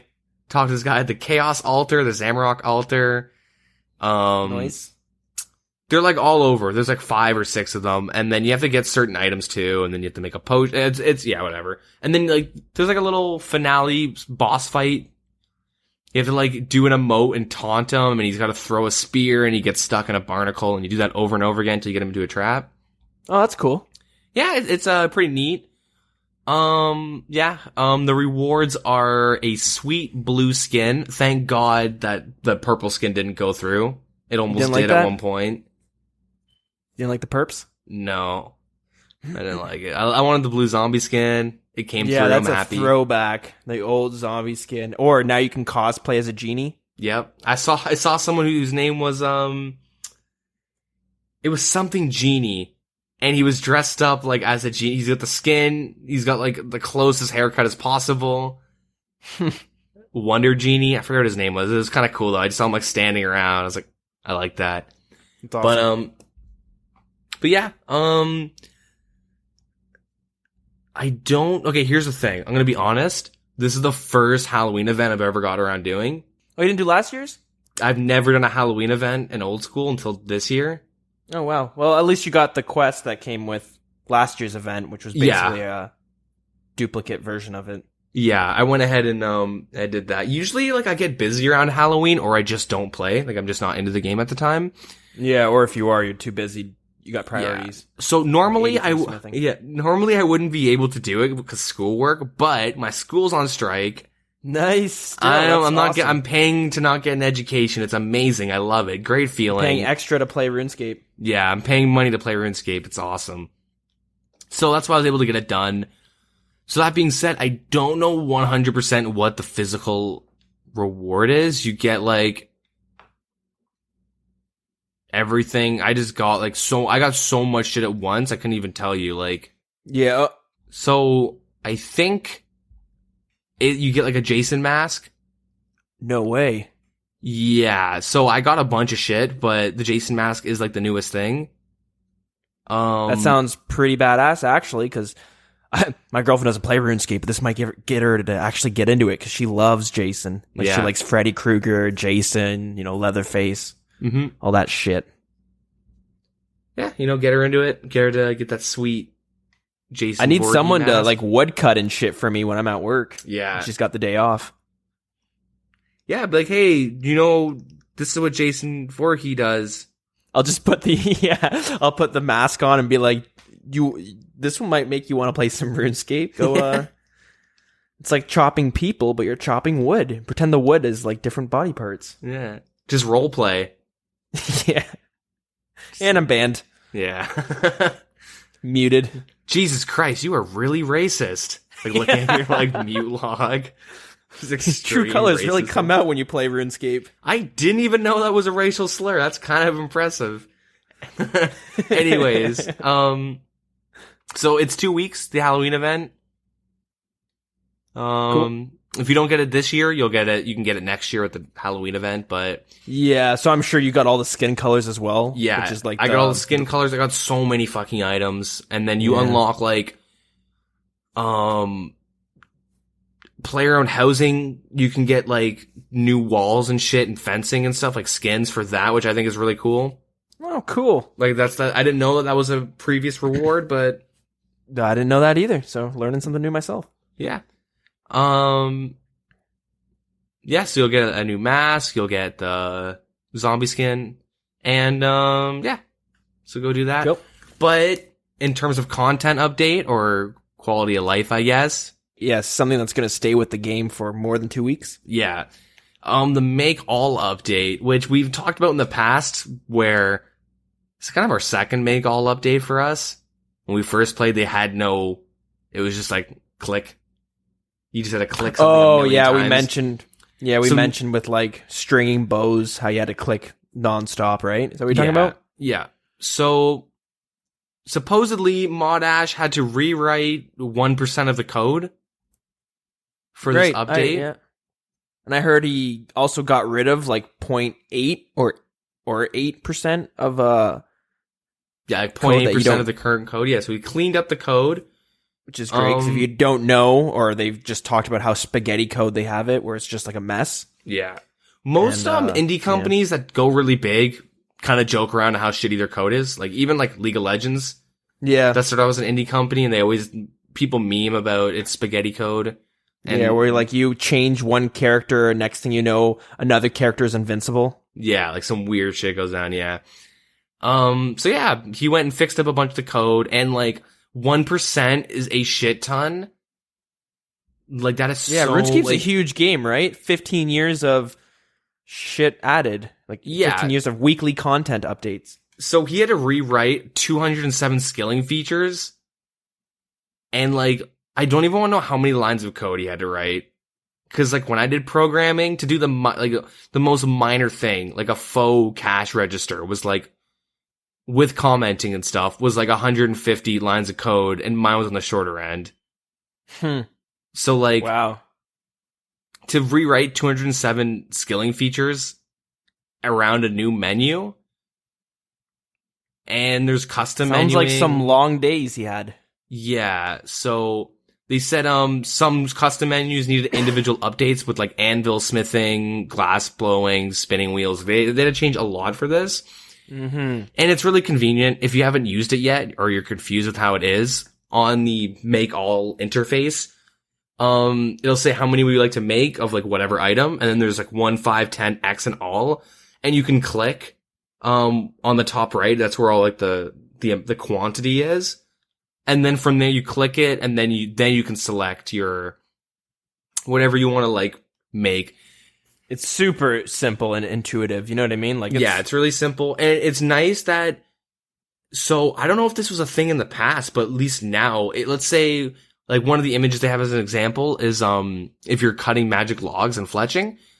So it'll say how many would you like to make. It has the arrow shafts, the short bow, and the long bow. You can click 1, 2, or 3, and it'll just cut them all. Yeah, I don't think it was a thing of the past, or if it was, I just was unaware and never did it. Mm-hmm. So it's really useful. They do, and it is defaulted to all. They do realize that who wants to make 7 short bows, yeah, like 5 long bows, yeah. So, and also, if there's only one option you can do with it, so let's say cooking a shark, you can push spacebar, just like you do with your quest, and it'll automatically cook your shark instead of having to push 1, 2, or 3.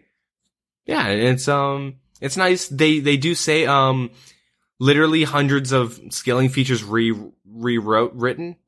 Think about how many menus you know what I mean? Herb lore, you get multiple for like every skill. Herb lore, every smithing, single thing fletching. Every single potion you make, every single type of thing you can fletch, cook, like everything was redone. Think about crafting, how many different items you can craft between, rings and, glass, was it blowing glass? Mm-hmm. Amulets, armor, like everything. So they do say, because there's been it's so heavy, and it was just Mod Ash that did it all. There probably isn't any major bugs or anything, but if there's any bugs at all, just they just want you to report the issue, because be a nice guy. Yeah, because it was a lot of work they put into this, or he put into this, and it's one of those things that like you see it and you just that's nice, but like really it's huge. I know. I'm super impressed with it, and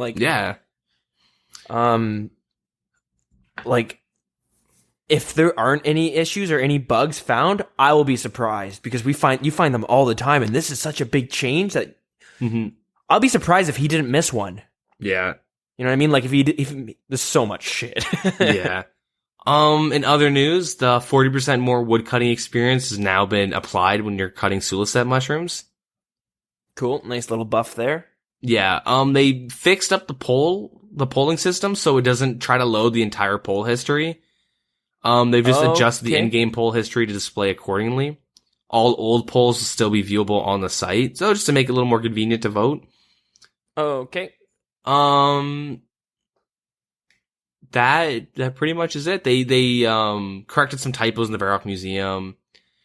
The Court Beast Cavern entrance now allows you to exit if you have a pet out, but still does not permit entry with a pet. Okay. Which I think is weird, because I know with the Court Beast, the Corporeal, if you get the Dark Core, the Court Beast pet, and you try and walk out, it used to give you a chat dialogue not letting you leave. Okay. Interesting. So it's weird that they take that out, so you can now leave, but you can't enter with the pet. I don't know. It's weird, but whatever. Yeah, in the new poll, there'll be 2 quests that continue the story from Clan of Korend, as well as a chance to buff the Aram Staff.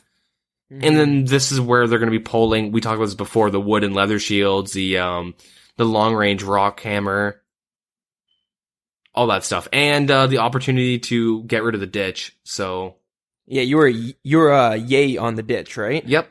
I'm sitting on a nay, so that's good. We got little counter thoughts on that one. So at this rate, it's not going to pass because it's 50-50. No, really? Well, no, I mean, if it's between me and you, because it's 50-50. Yeah. If we were deciding the poll. But, love this game. But yeah, is that it for basically the news? Yeah, I think next week the Gargoyle boss is coming out. That's right. I got Thursday booked off, so that's awesome. If you have gargoyles and you want to try out the boss, I would suggest keeping your gargoyle or getting a gargoyle task and keeping it for the 26th. Yeah, because you need to get a key, right? Yeah, you have to get a key. I think you have to kill it on task too. I think it's a task Slayer related. I believe. I'm not 100% on that though. So that's my plan. I'm going to crank through a bunch of tasks and skip a bunch until I get gargoyles this week. I'm going to sit on that. Score on some big loot that day, eh? Oh yeah.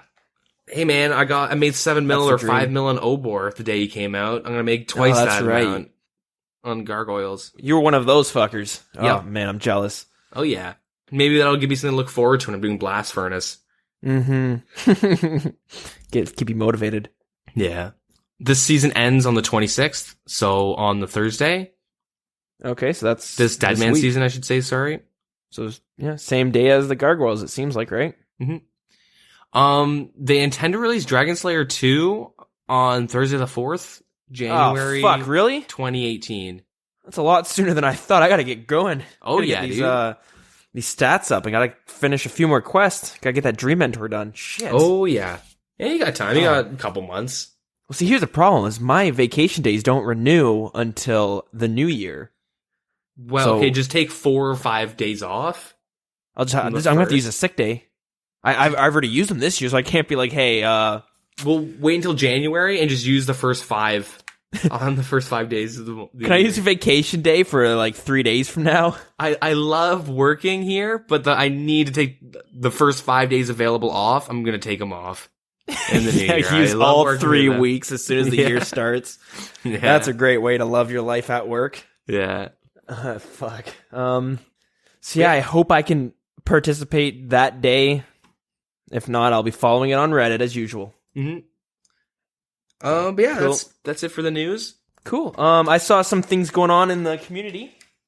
Yeah, shall we chat about that? Some other news. So I want to talk about is the Karam Bomb. So with the Make All update, there's been a couple videos posted about people getting ridiculous amount of experience rates with the one-ticking Karam Bombs. Is that how you want to call it? Yeah. So the way it works is with the new interface, you can just hold down the 2 button, which causes you to, automatically cook your Karam Bomb. And while you're doing that, you manually click your raw Karam Bombs with the fire, so it causes you just to be able to pump out so many cooked Karam Bombs really fast. Yeah, you can cook them faster than if you were to, say, you just click a shark and you go to cook all. Like, you cook them faster because you're literally cooking a new one every single tick. So you're like you're just clicking as fast as you can pretty much while holding 2. Yeah. And the big issue is, with the Make All interface, there's now a gap between the Make All and your inventory. So if you have the Inferno area unlocked, you can use the Sulfur Vent there. The Rogue's Den, kind of. Yeah, that's the video that I first saw. Yeah. And yeah, so you can literally the bottom row furthest on the left, you could just use that Karam Bomb and just cook it as fast as you can. And people are getting upwards of 1 million experience an hour. So I've seen people trying to calculate it. It's probably going to be about between 900,000 and 1 mil because of having to bank and stuff like that. But that's a lot of experience. Yeah, a lot of people are upset because at that rate, you can thoroughly cook the Karam Bombs at level 65. I mean, you're not going to get 1 mil at 65. You're going to burn a bunch. But you're going to get a shit ton of experience per hour. And you could if you're getting 1 mil an hour, you could get it done in 13 hours straight. Yeah. Okay, yeah, it's 13 million experience for 99. Yeah, and I think you have 500k or something experience at 65. So yeah, pretty a little under 30, but you're not really going to get a 1 mil for 13 hours straight, and you're going to kill yourself after clicking that much for that long. Yeah, still, you're going to pump out levels just every 10 minutes at those lower levels. I mean, people do play this game for 18 hours straight every day. There are people that do that.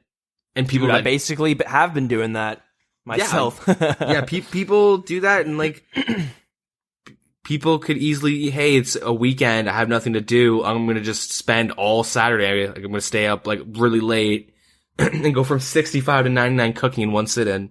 Exactly. That's insane. Yeah. So yeah, that's a pretty controversial thing that's been popping up, and I saw a tweet about it with a gif of it going on, and even Mod Ash commented on it, and he says himself, I quote, "One ticking killer bombs is not new. Players were already doing it before, and we do not attempt to nerf it in this update." So he acknowledges that this isn't anything new, but the problem now is it's a lot easier. Yeah. I'm looking at it, and I'm like, fuck, I'm gonna do that. I fucking hate doing those super efficient 1-tick, 3-tick fishing kind of things. Mm-hmm. This one is it's just like stringing your bowstring or stringing your unstrung bows. Yeah, way back in the day. Yeah, it looks almost the exact same, except now you have to hold down the number 2 on your keyboard. So yeah, so yeah. I mean, beforehand, people were using like AHK and shit, auto hotkeys. Way back in the day, that was a big issue as people were doing it all the time. And it was definitely was way harder to do it back then, because like you had to click a lot more and a lot more frequently. But yeah, now it's way easier and people are pretty upset about it. I mean, they could just change it by making the UI a little bit fatter and taking up the whole bottom area so you can't one ticket it. But like, I think regardless, it'd be really easy to do now. But the only thing is, I haven't seen as big of an uproar as I was expecting to see. There's still people pissed about it and people talking about it, but, not as much as, some other things. So that's there. I think the big thing is that getting 99 cooking doesn't really do much for you in terms of like what it opens up for the game. People generally will get 99 cooking to make money, and it's easy and it's like AFKable. I always thought of 99 cooking as just being like, hey, look it, I got a 99 skill. Like I remember back in the day, fletching and cooking were the 2 easiest skills people would get because it was one of the fastest. Yeah, like I got 99 fletching just for the money. Like I did longbows. I only did longbows like from, pretty much. I did U longbows to magic longbows and magic longbows till 99. Yeah, and I made a bunch of money, and like that's how I kind of treated cooking as well. It's not 99 yet, but I'm at like 92 or 3. But yeah, I mean it's easy money, but now it's never been a valuable 99, so I can't see too many people caring. Like if it was maybe that's if it was a combat stat or Slayer or like runecrafting or something, then it would be like a big deal. Game would be busted, but it's cooking. Like, who really cares about cooking? Then again, how long did Guthin's NMZ for 6 hours last? Same with splashing. That lasted for, I don't even know how long, but it lasted for fair enough for me to quit, come back, and see it going on, and never really take advantage. I never took advantage of it because I just thought it would last a lot longer, so I'm just like, it'll be there when I want to train my magic. Yeah. Easily. I really wish I took advantage of the splashing specifically because I hate training magic, and that would have been nice to get the freest 99 magic ever. But yeah, and it's nice not having to break your bank because you want to, burst monkeys like I had to do, which fucking a long time ago I talked about. I probably spent like 30 mil at least. I killed my bank, and it's still recovering to this day. Yeah. So yeah, shitty. But yeah, I was saying there's not as much of an uproar with that as some of the other things that have been going on. So yeah, this caused quite a big uproar. A hardcore Iron Man with the name Hard Bulge got banned for bug abusing the boss Cerberus with this, I don't know if it's a new flinch method or something like that, but it's something people started becoming aware of, and especially the mods, and they decided to give him the ban hammer, which at first was permanent, which later got reduced by 2 weeks once this thread blew up on Reddit. Didn't they de-iron him or de-hardcore iron him? Did they de-status him? I don't believe so. This is what Mod Matt K had said on the thread. He first came in and said, I'm going to talk about the people who kind of, gave the ban hammer or gave the okay to do it, and I'll come back with a response. And this was his response right here. It appears your account was banned for abusing this bug. We received a report of bug abuse, and after investigation, it was clear that you were deliberately exploiting it to avoid risking your hardcore Iron Man status, which is clearly against the spirit of the game mode. You abused the bug many, many times, and at no point did you submit a bug report. In fact, you proceeded to show the bug on stream and encouraged others to abuse it. In brackets, your Twitch videos have now since been deleted. Actions like these undermine the integrity of hardcore Iron Man and what the mode means to all those that play it within the rules of the game. We feel strongly that this is not in the spirit of fair play, especially as you glorified the use of the bug. With that said, we recognize that a permanent ban may be a little overzealous. In this case, as such, we've reduced your ban from permanent to a 2-week temporary ban. So that's coming from ModMatt K. So since you have actual on-hands experience with Cerberus, do you want to kind of tell us what this bug was? Because I'm assuming you're aware of it as well. Yeah. I never knew about it while I killed Cerberus, but I know what it is now after this whole kerfuffle. It's So when you're fighting Cerberus, he does his Aru thing that will call these ghosts, and they come from this like watery-esque area, and on this water like river stream thingy, kind of hard to explain. There's a boat. And the boat, like, there's no point in the boat being there, but there's a left click option to board the boat. So, what people found out is that you could attack Cerberus and then spam click board boat, and it just makes Cerberus unresponsive. He doesn't attack, doesn't do Arus, doesn't do his Gurs, doesn't do anything, and you left click Cerberus for your attack, and then you spam click the boat. And if you've ever done any type of bossing, like, they just call it a flinching method. I mean, most people do it when they boss, and that's when you hit, like, a boss and you walk under it to eat or whatever. Yeah. And, so, like, because when you attack a boss or a monster, there's a couple ticks where it has to, like, register and then attack you back. So if you're quick enough, you can attack them and then click the boat to, like, not pull aggro, and then you just do that over and over again. Right. And you can kill Cerberus without taking any damage ever. And, so the mod said that this was bug abusing mechanics and all this stuff. And they were comparing it to, like, the community has been comparing it to, like, well, is it abusing a bug if I attack Cerberus and walk under him? Yeah. And honestly, like, it's not the same. He shouldn't be permanently banned. Like, he shouldn't even be punished. It's there. Like, I think if a company fucks up and has a bug like this, like, it's their fault. Players should not be punished for doing something that is in the game. That's just my opinion in general. I mean, I get what you're saying, but at the same time, should it be okay for people to find out this bug and then just, people were withholding information from Jagex by not reporting it? You know what I mean? I mean, like, that kind of just goes against the spirit of the game in general. And that shit probably happening right now. There's definitely bugs that no one knows about, people are abusing. Could be. But that's just how it is. And like, but eventually, if it's something like Cerberus, people find out and people do report it because they like to keep a clean game. Yeah, but exactly. There's people who, they like the integrity of RuneScape and they want to keep it. Yeah, exactly, right? So I don't think it would ever be like the whole community is abusing this bug and they never find it. Like people will be like, this is bullshit, and they will, and it's like, okay.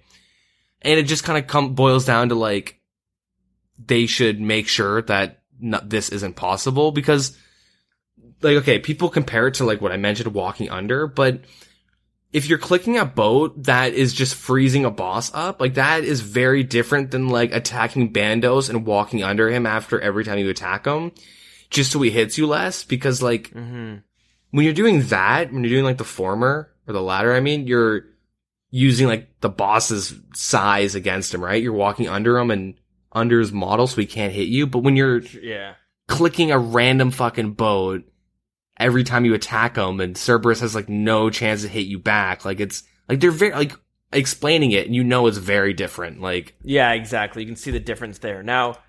But this is where things get kind of weird, and like we all know, RuneScape isn't the best for being consistent, and the J mods, again, not very consistent with everything. But there's a lot of bugs in this game that have become part of RuneScape in itself. So I've been seeing a lot of people being like, well, is this okay?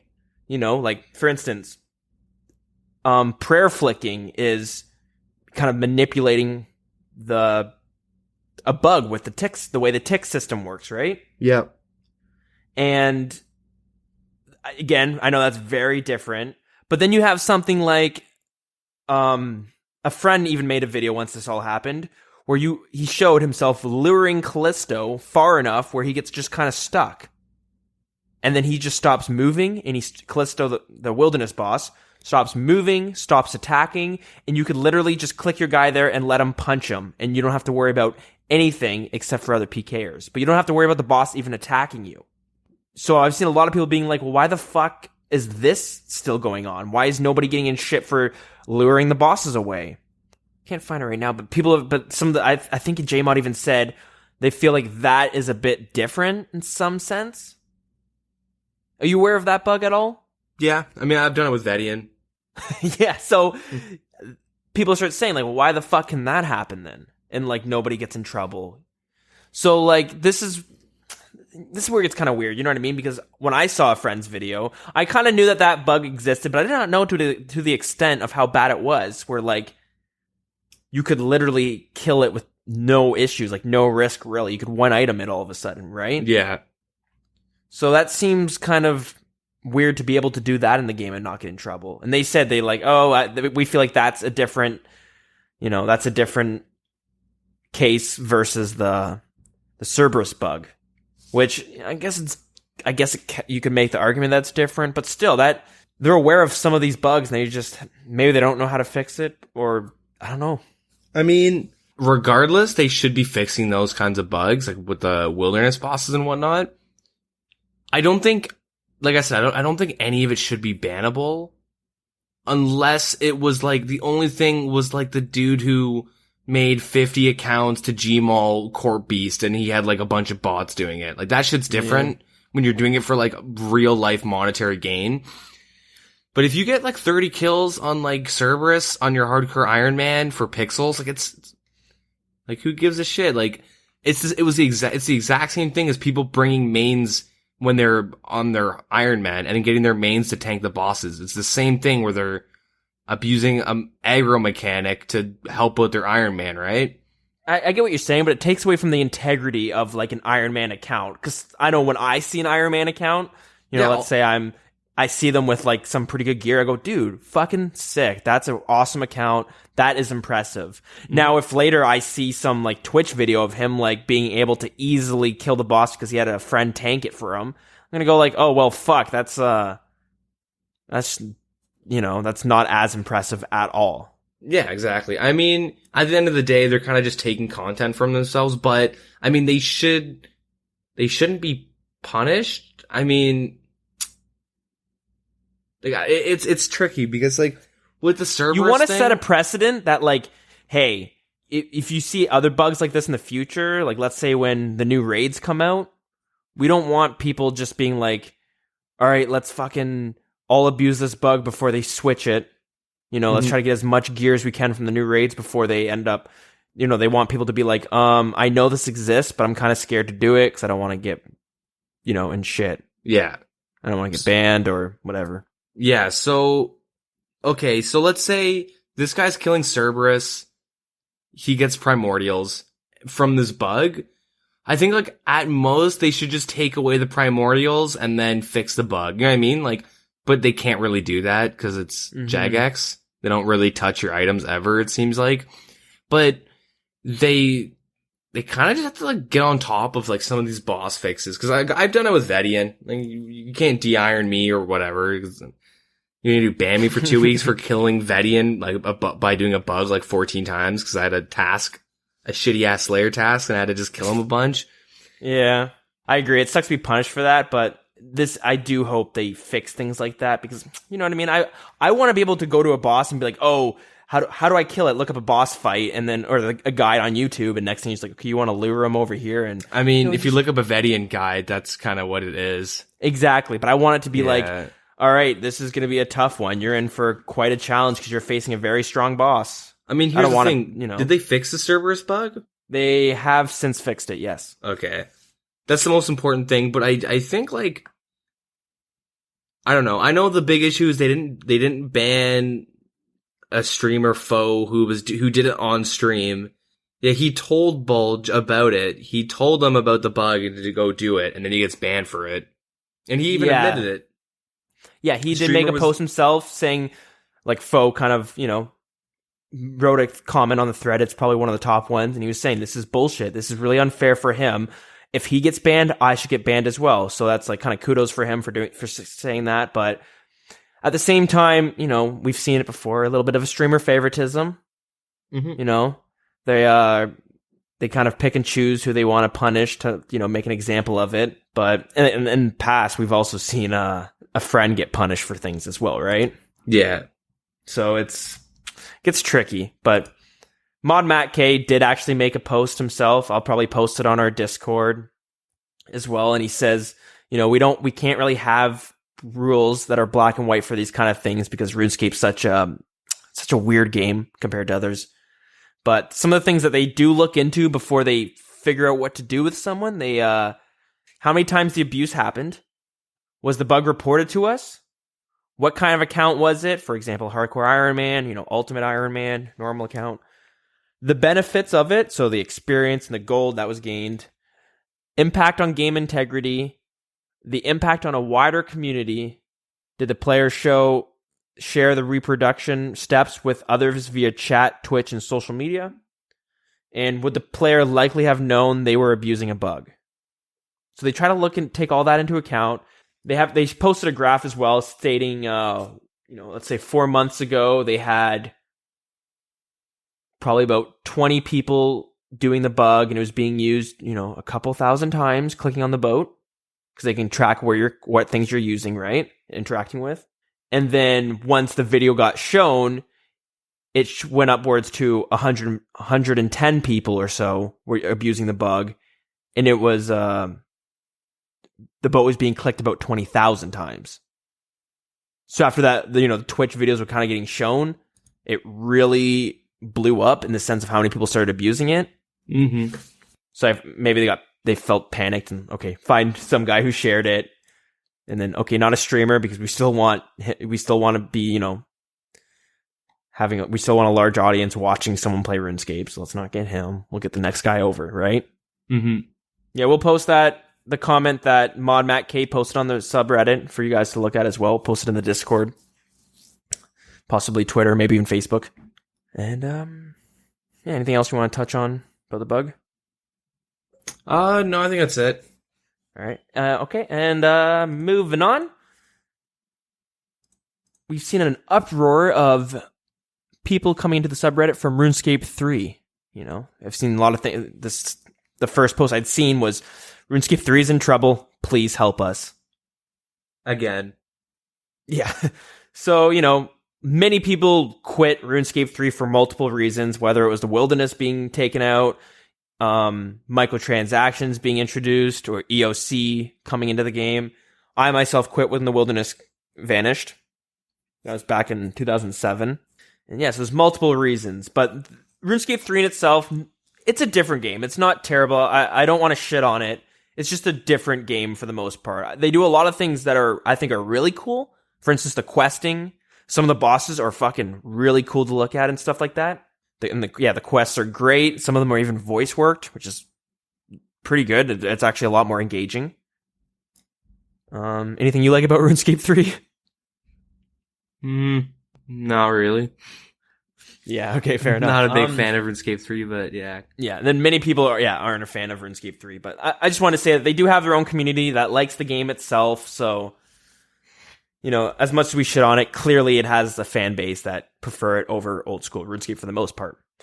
Now, we all know the problem with microtransactions with that game. A lot of us have seen a friend's videos where he spent a couple $1,000s on getting an account fully maxed in the least amount of time possible.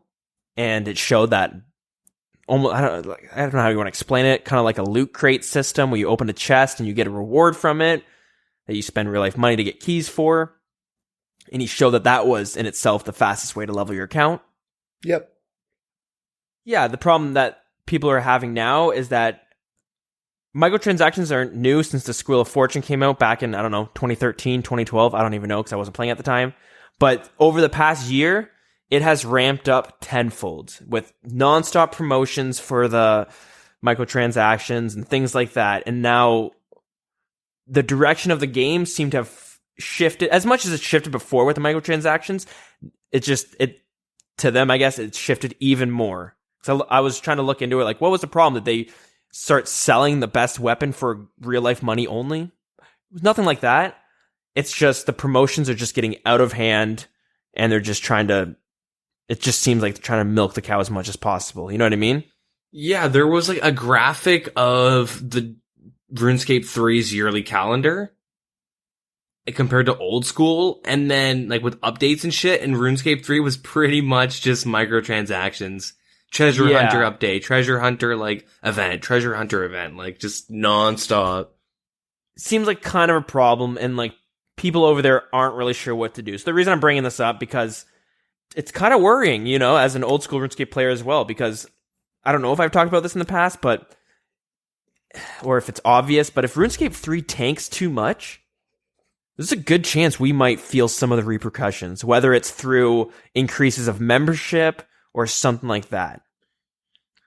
Yeah, I mean, I don't think they'll ever add microtransactions to the game, and if they do, like, I'm just gonna quit, to be honest. Oh, and that's the thing. We know Old School RuneScape is the Old School RuneScape community is very cutthroat. You don't want to fuck with them for the most part. You know what I mean? They're a sensitive group of guys, you know? You do one little thing they don't like and they'll freak out, such as the Pride event, but another dark time in itself. But moving on from that, now it's the parent company, right? That's kind of worrying people. So like, yeah, we know that if they do decide to add microtransactions in any sense, bonds do exist, but I find that's a different monster. It's kind of a lot different in the sense that, like, I know tons of people who wouldn't be playing RuneScape because they can't afford the membership with real life money, but they're able to grind it out in game and actually pay for membership. You know what I mean? And that's how they play it. So it's a bit different, I find, but, you know, anything else, if they added like cosmetics and stuff like that, you know, a shit ton of people would just be quitting out of spite, even if it was just cosmetics. I mean, it would start off as cosmetics. It would start off as something purely cosmetic, like, always does. Spend $10 and get a new Zara looking type of pet. Let's make that a poll. Let's poll that, guys. That's a cool. I'll spend, as long as it doesn't make the game pay to win, I'll spend $10 to make my Zara look cooler. My Zara pet. Like, that's how if it were to start, like, it would start with shit like that, because that's how it always starts with, like. Yeah. But we do know, I'm pretty confident that they would not even be able to pull something like that. The only way they could get microtransaction is just by adding it, because you know for a second people would destroy that in the polls. Yeah, I'm pretty confident. People are so against microtransactions in Old School RuneScape, which is, it's great to have. I mean, it's great to know that people aren't going to stand for that shit. So I think the biggest issue, I don't know if you're planning on talking about this in a second, but I think the biggest issue is people are afraid of, because, like, if you look on the subreddit, half of it is, I was an RS3 player, now I'm an Old School player. Give me karma. Yeah. Like, that's just half what the fucking subreddit is right now, and it's annoying as hell, because I don't give a shit, but. I mean, I think it's kind of cool. It just happens every 3 months, though. It happens with, we need help, guys, we need help, and then it's like, I'm an Old School player now. And it's like, cool, why are you playing RS3 in the first place? Well, it's... You dingus? No, but I know, I'm just being a dick about it, but like... Okay. But but people are saying it's like, oh, with all these RS3 players coming on, and then they're like, RS3 is hemorrhaging money at this point. They gotta look at Old School as like the new cash cow, and that's how it's gonna become pay to win, because RS3 people will be they'll be like, yeah, we want microtransactions, blah, blah, blah. You know what I mean? They want this game to be more pay to win. That's what like a lot of people are complaining about, but that's what people are worried about. I feel like that is, it's stupid because they're leaving because of microtransactions. Yeah, I don't think that's something we'd have to worry about. And it's so minimal. But I did want to say that this weekend alone, we're recording on a Sunday right now, but this weekend I was reading approximately 8,000. I don't even know how they come up with this number. I have no idea. But approximately 8,000 people have left RuneScape 3 for Old School RuneScape. Yeah, the numbers are like, I was reading, they're as low as they were when ELC came out. So an all-time low, pretty much. Okay. Is what I'm saying. I don't have anywhere to confirm that. It was just what I was reading on the subreddit. So take that with a grain of salt. But like the one thing I'm worried about, like, and I mentioned that the issue has already started, and it started like years ago when Zara came out, even before that. Like when Old School first came out, they wanted to bring out the Grand Exchange, and I was against it, and a lot of people were against it, but it somehow made its way through. Like it barely made its way through and like the Grand Exchange is a huge update. I mean, I still would have, like, I'd still be okay if it wasn't a thing. But man, I've tried going to the Falador Park. I just don't got time for that. I don't got time to spend 4 hours trying to buy a Deherox set. Well, that's what Zybez was for. Okay. I don't fucking want to deal with some guy being like, hey, I'll sell you a Dragon Long for 100k. You meet up and he's like 110k. And you're like, no. And then he's like, all right. And you're going to give him the 10k because it's so minimal, but it's just I never like, did. That should happen to me all the time. And I that's never the did. problem. Yeah, and then you got to find somebody else, and then hopefully they don't do it. And that's what I didn't like. I actually do like the GE a lot. I find it helps. It's a big quality of life for myself. Yeah, but I do see how some people don't like it because there's kind of a fun nostalgia factor with the Falador Park. Yeah, stuff like that. It was the whole old school feel, and which is fine. I'm not saying the GE is bad. It's nice as hell. It's a really nice update. But like, even things with like Zara, how it produced a shit ton of money and resources into the game. Like they do like a lot of things, and NMZ is probably the best example. I think it's like a monthly thing I bitch about is how shitty NMZ is. And now our new segment, Deagin's gonna complain about NMZ again. Yeah, so skip 5 minutes if you don't want to hear the same rant. No, but like there's been a lot of updates that like make the game a lot easier. And I've said it before, like, you don't need a 99. There's no end game to this fucking game. Like, you don't even need max 99s and shit for raids. Like, you don't need to be rank 1. Like, that's why, like, NMZ is shit and whatever. But, like, anyways, I think, like, the big worry is that, like, the more people that come in that like a more fast-paced progression system and a less grindy progression system, then eventually people are more prone to quit faster. And because there's nothing to grind. Like every time I quit this game or take a break, it's because I finish, I reach a goal, and I don't know what to do next. So then I just stop for a bit and while I try and figure out what I'm going to do. That's where you're starting to see these updates for raids, Inferno, raids 2, you know what I mean? Exactly. But that's like I said, if the game ever becomes microtransactions, I'm telling you, it'll start off with like, Merry Christmas, spend $10 and Cerberus, your little mini Cerberus pet wears a Santa hat. Nothing major. It doesn't change anything. In fact, it kind of sounds cool, right? In fact, I'm going to suggest it on the subreddit. I could have a Santa hat for my Cerberus. I could have little stockings on my Kraken tentacles. Like, you could do like something silly, right? We're like, that's kind of cool. And then, or like, spend some extra money and you could get new graphics for your player-owned house. And you're like, that, people would do that if they if they do housing hosts and stuff like that. Like, see, I agree with you there, where that's like the first thing we would start seeing what microtransactions might try to step into this game. God forbid. But honestly, that's how it steps in most games. But I think Old School RuneScape, like, I don't even want to say this to be giving out ideas, but like, I would expect to see it in like an event being like, hey, welcome to the Rune Festival in-game event area, but you can only enter with a bond. Use a bond to exchange this little circus. That was the one, like maybe 3 months ago. That's what made a lot of people come over from RS3 to Old School for about a week and to get that juicy karma to go back. But they had a special event that you had to pay for to get in. And people were really upset with it. And I think the big thing is that like history literally repeats itself, like in game and in real life. Like it always just fucking repeats. No one ever learns from anything. If it affects if something affects more than 20 people, it'll affect them more than once. Does that make sense? Because collectively, I think so. Yeah, I think collectively, just people in general think they're a lot smarter or something than they are. I mean, people individually might be, but I mean, like, as a whole, like a herd mentality type thing, you kind of, everybody gets brought down to a certain level that, like, does this make sense? That, like, makes it so, like, someone at Jagex whose job is to literally push microtransactions and do his job. Cause there's people that literally, their job in Jagex is to do microtransactions and figure out how to get more money out of RS3. Like, that's what they get paid to do. Like, they do. Yeah. It's an actual job that, like, it's not like some dude who's just, like, programming. He's like, would that be cool? Treasure Hunter 2.0? Yeah.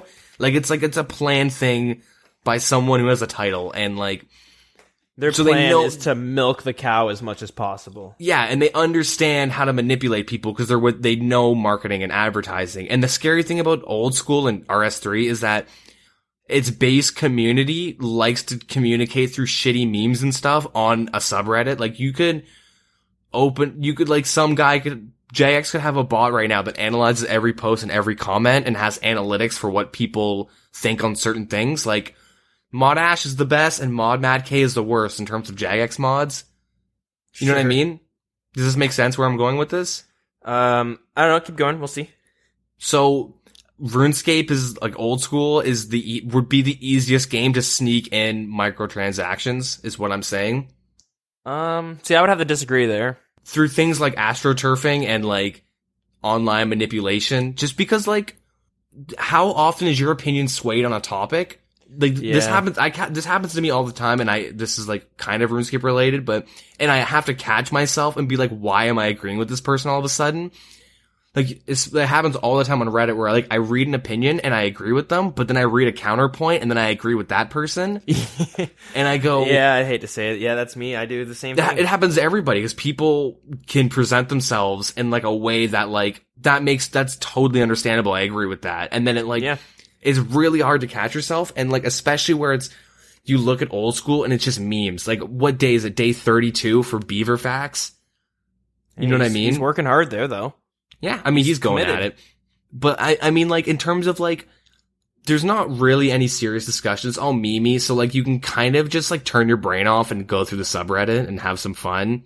But then suggestions get peppered in that you kind of like or dislike, and opinions get peppered in. And I think, like, it would be, like, extra, like 3 years from now, I could be in a coma, wake up, and be like, is there microtransactions yet? And you'd be like, yeah, like, I knew it. Like, I could easily see how it goes, and because, like, I'm not saying, like, everyone's easily manipulated and dumb. I'm not saying that at all. It's just that, like, you can easily reason with, like, some of, like, the things that they could phase in. And it happens to, like, other games, too. When games go pay to win, they always start off with cool cosmetics that, like, affect a small amount of people that are, like, that doesn't hurt anybody. Somebody wants to spend $10, and $2 of it goes to charity, and $8 goes to Jagex, and now my mining pet is in a hospital bed. You know what I mean?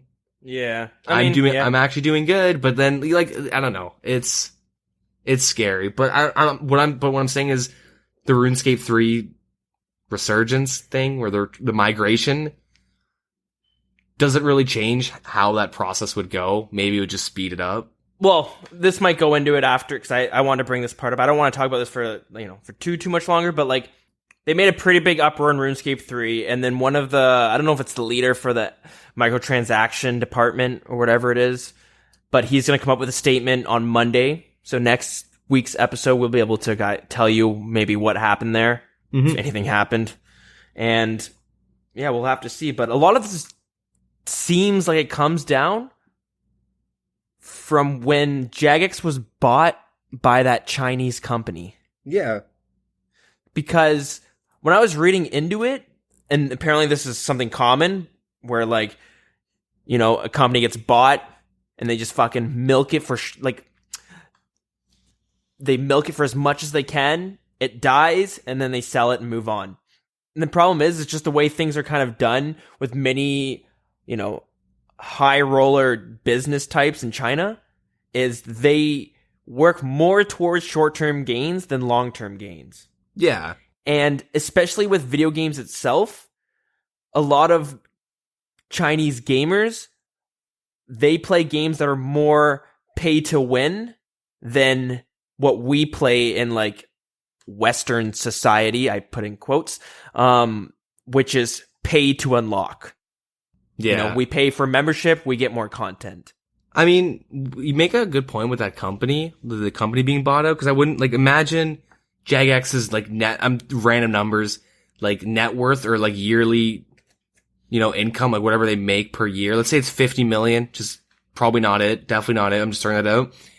And then if this company buys it and then can pump out or push a lot of microtransactions that actually make it into, like, a 56 or, like, a 65 million annual income, then they can sell it for more money. Does that make sense?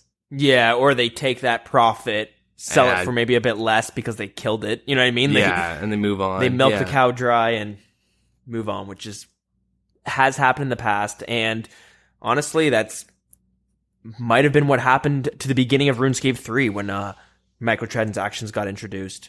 Yeah. You know? I didn't play when they first got introduced, but I'll just say this and I won't continue talking about it. If it happens in old school, like, we'll never see a squeal of fortune.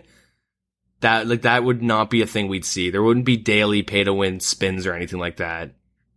I'm pretty confident that the old school RuneScape community would fight back, you know, tenfold, because microtransactions is, I don't feel like you could justify bringing in even the cosmetics that you were mentioning. Other games I've seen it happen. You know, Destiny, I used to play that game. They brought in dances that you could buy, like emotes, and I fell for it. I bought an emote because I'm like, I like Destiny. I want to do this little funny little dance. And then I stopped playing it because it doesn't matter. And look at Destiny 2. They have loot crates that you can get from it, which kind of just expanded. And I'm sitting there being like, I'm glad I quit that game and not playing it anymore. So. Yeah. We'll have to be on watch for some of that microtransaction shit. Yeah. Before we move on, though, I just want to ask you this: do you think there needs to be a total level to vote on polls with the migration of RS3 players? Do you think there needs to be a total level requirement and or a quest point requirement? It's a great point. I mean, it's a great idea because, like, you know, it would stop people from, like, hopping on, like, 3 accounts that they have. If they have, I don't know. I don't know if some people are having accounts that are meant for just polling. You know what I mean? But not out of the realm of possibility. And that's a good idea. I mean, that's a very good idea because, like, if a new player came and they only have, like, let's just pretend, like, 200 total level, I don't know if that would be a lot for a non-member, but do they really have a good grasp on the game to vote for content coming in? You know what I mean? Would they know if an Aram staff should be one-handed or two-handed with that total level? But at the same time, you don't want to bar to get total levels up in non-members and in members is a completely different game, right? Yeah, that's the problem. So I think there should be like a total level kind of thing. Wait. Can non-members vote? Yeah, I actually have no idea. I've never voted as a non-member. I'm gonna Google it actually real quick. So you need to be a member with a total skill level of 280, which is nothing.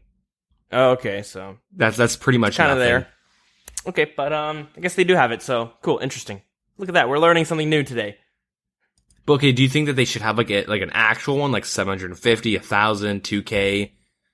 Well, you don't want to make it too high because, you know, you have accounts that are, like, very lucrative, like people that are, you know, Karamja only accounts and stuff like that, right? But I'm just using those random numbers. But do you think they should raise it or, like, be more strict on who can vote? I don't know, because I don't know if it's I would need to see the numbers if it's an actual problem of having, like, these accounts hopping on and just, like, you know what I mean? People just training these accounts to have more sway over it. Are there clans out there that are just, like, poll accounts? I think the big question is RS3 players are more inclined to faster grinding and stuff. And with mobile coming out, mobile gamers are more inclined to microtransactions. So to combat people that just want an easier game and to not to taint the game that we've been playing for, what is it, like 14, 13 years? Yeah, the thing is, we got a pretty good mod team. I don't think they would necessarily try to pull a fast one. All of them seem really fucking good. Like, I think it's one of the best teams for developers. Yeah, they all seem to generally like the game. Yeah, but do you think they should, like, have real requirements for voting? I don't know. I don't, too ignorant to say, to be honest. Yeah. Yeah, But, I feel you. You know, I'm pretty confident that if, let's say, the, you know, Chinese bosses come in and are like, I want microtransactions in the game. I'd be surprised if Mod Ash is like, all right, let's bend the knee. You know what I mean? Yeah. I could see them being like, no, let me explain why this is a terrible idea. But I guess we should move on from that. Yeah? Yep. And lastly, last thing I want to mention, it's getting a long episode. Look at this, RuneFest all over again. Mm-hmm. On last week's QA, or the QA that I just recently passed, they mentioned something kind of interesting that's going to be coming up in November. And it's going to be called King of the Skill. A new tournament sort of thing going on. So what this is going to be is they're going to open up a new world. They've mentioned maybe accelerated experience, but I don't know if they're too sure about that. Nothing set in stone, I don't think. But what they're going to do is have it open for a month where you can go in there and train, you can play the game, right? And at the end of that month, whoever has the highest experience in each of the skills is going to win something, will be a winner of some sort. You know, so you'll have a winner for the most attack experience, a winner for the most strength experience, a winner for the most HP experience, winner for the most herblore experience, for every single skill, right? Okay. And to combat people from, you know, just staying up all night for 30 days and, you know, getting 200 mil experience within the first week or something, they're going to cap you at 24 hours for that month of playing. Okay. So this way, if someone, like, we could participate easily by coming home, I come home after work, spend an hour each day playing the game, and, you know, I finish the month with 6 days to spare, basically, right? Mm-hmm. So casuals could easily participate as well. And, yeah. What are your thoughts on that? Yeah, I like it. It's definitely a fun little challenge for all those PV, I guess not PV embers, but skillers. PV everything's. Yeah. Yeah, it's pretty interesting. I like it. We might see some new techniques for training pop up. Yeah. So that's pretty cool. That's kind of exciting to see. And I think that is basically it for our news section, which means it's it's time for our news segment that we recently introduced. We're going to talk about some more lore. So I mentioned last week we're going to keep these, you know, pretty brief. There's a lot to talk about, but we're going to cover like little sections each episode, and we'll slowly get through all of it. You know, we'll get through the whole meat and potatoes of things. And, you know, I've been going through it. I'm learning a lot as well as I'm reading up about the lore and stuff like that, and it's pretty hefty, so we're not going to overload it too much. So last week we covered the Elder Gods, and, you know, we talked about all that, who the Elder Gods were. A lot of people maybe have never heard of the Elder Gods, because I know I hadn't until recently. But we're all aware of the regular gods that we have now, also known as the young gods. This episode, we're going to talk about the difference between the elder gods and the younger gods, who the younger gods are, you know, their kind of mottos and ideals, and then continuing on next week, we'll go through each individual god, because there's a lot that goes with each of them. So I talked about last week how the elder gods are what your typical godlike beings are, and there's very little known about them. But the younger gods itself are a lot different than your typical gods. To become a younger god, or to become ascended as a god, there's a few ways that have been found out about doing that. A lot of it is still unknown and just comes through just text and lore within the game. But you can do that by getting maybe an artifact or relic left behind the elder gods when they made Gielinor or the world of RuneScape. You can also become ascended as a god by killing another god and basically consuming his powers as well. The younger gods do not die from, you know, age or things like that, and can only be killed through the use of other godlike weapons or godlike artifacts. But what makes them different than mortal beings is once they have been killed, they cease existing. They do not get the benefits of an afterlife that mortals normally do. When they are dead or killed, they are completely wiped out and they are never coming back, basically. So for the younger gods that we are aware of, there is 6 of them. And I'm sure most of you guys have heard about, maybe you guys have heard of all of them. So these gods are Saradomin, which many people know, is the god of order and wisdom, or the god of shiny light. We have Guthix, which is the god of balance. And we have Zamorak, which is the god of chaos and power, the Scourge, father of invention, lord of chaos, the Dark Lord, and the god of dark fire. Lots of titles there. And these titles are normally given to them by their followers. And then some of the other gods as well. We have Bandos, god of war, Armadil, the god of law and justice, Zeros, god of control, the empty lord, the great lord, and lastly, Saren, the goddess of light, queen of harmony. So these gods, these younger gods, are able to kind of enter the realm of mortals, and they are able to interact with them as well, and which cause them to gather their own followers in itself. They are very powerful beings as well, but not as powerful as the elder gods. The elder gods are able to create and basically destroy. They were able to create multiple worlds and shape them as they would. But they are not actual beings that we are aware of. And I think that's where we are going to leave it for this week. I think next week we will talk about one of the specific gods in itself.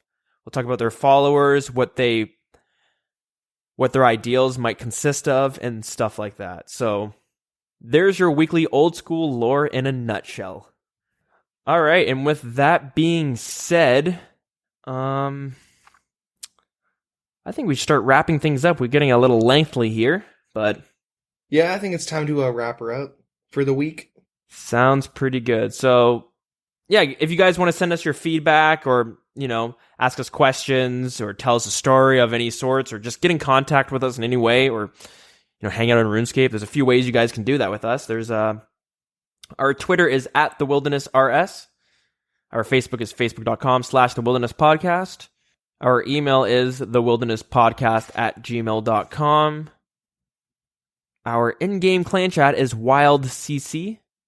And we have a Discord as well that we will get you a link. Just let us know and we'll send you one somehow. And yeah, I think that's about it. Anything you want to say before we get out of here? No, I think I said more than enough this episode. Mouth's getting tired. Oh yeah. There's a gay joke in there somewhere, but anyways, all right, guys, thanks for listening to our episode 55, and yeah, I hope you enjoyed. Tune in next week for 56. That doesn't really work. Yeah, we'll see. Maybe it'll work next week. Try and work it out. All right, yeah. Yeah, thanks for listening. Have a good one. All right, later, Gators.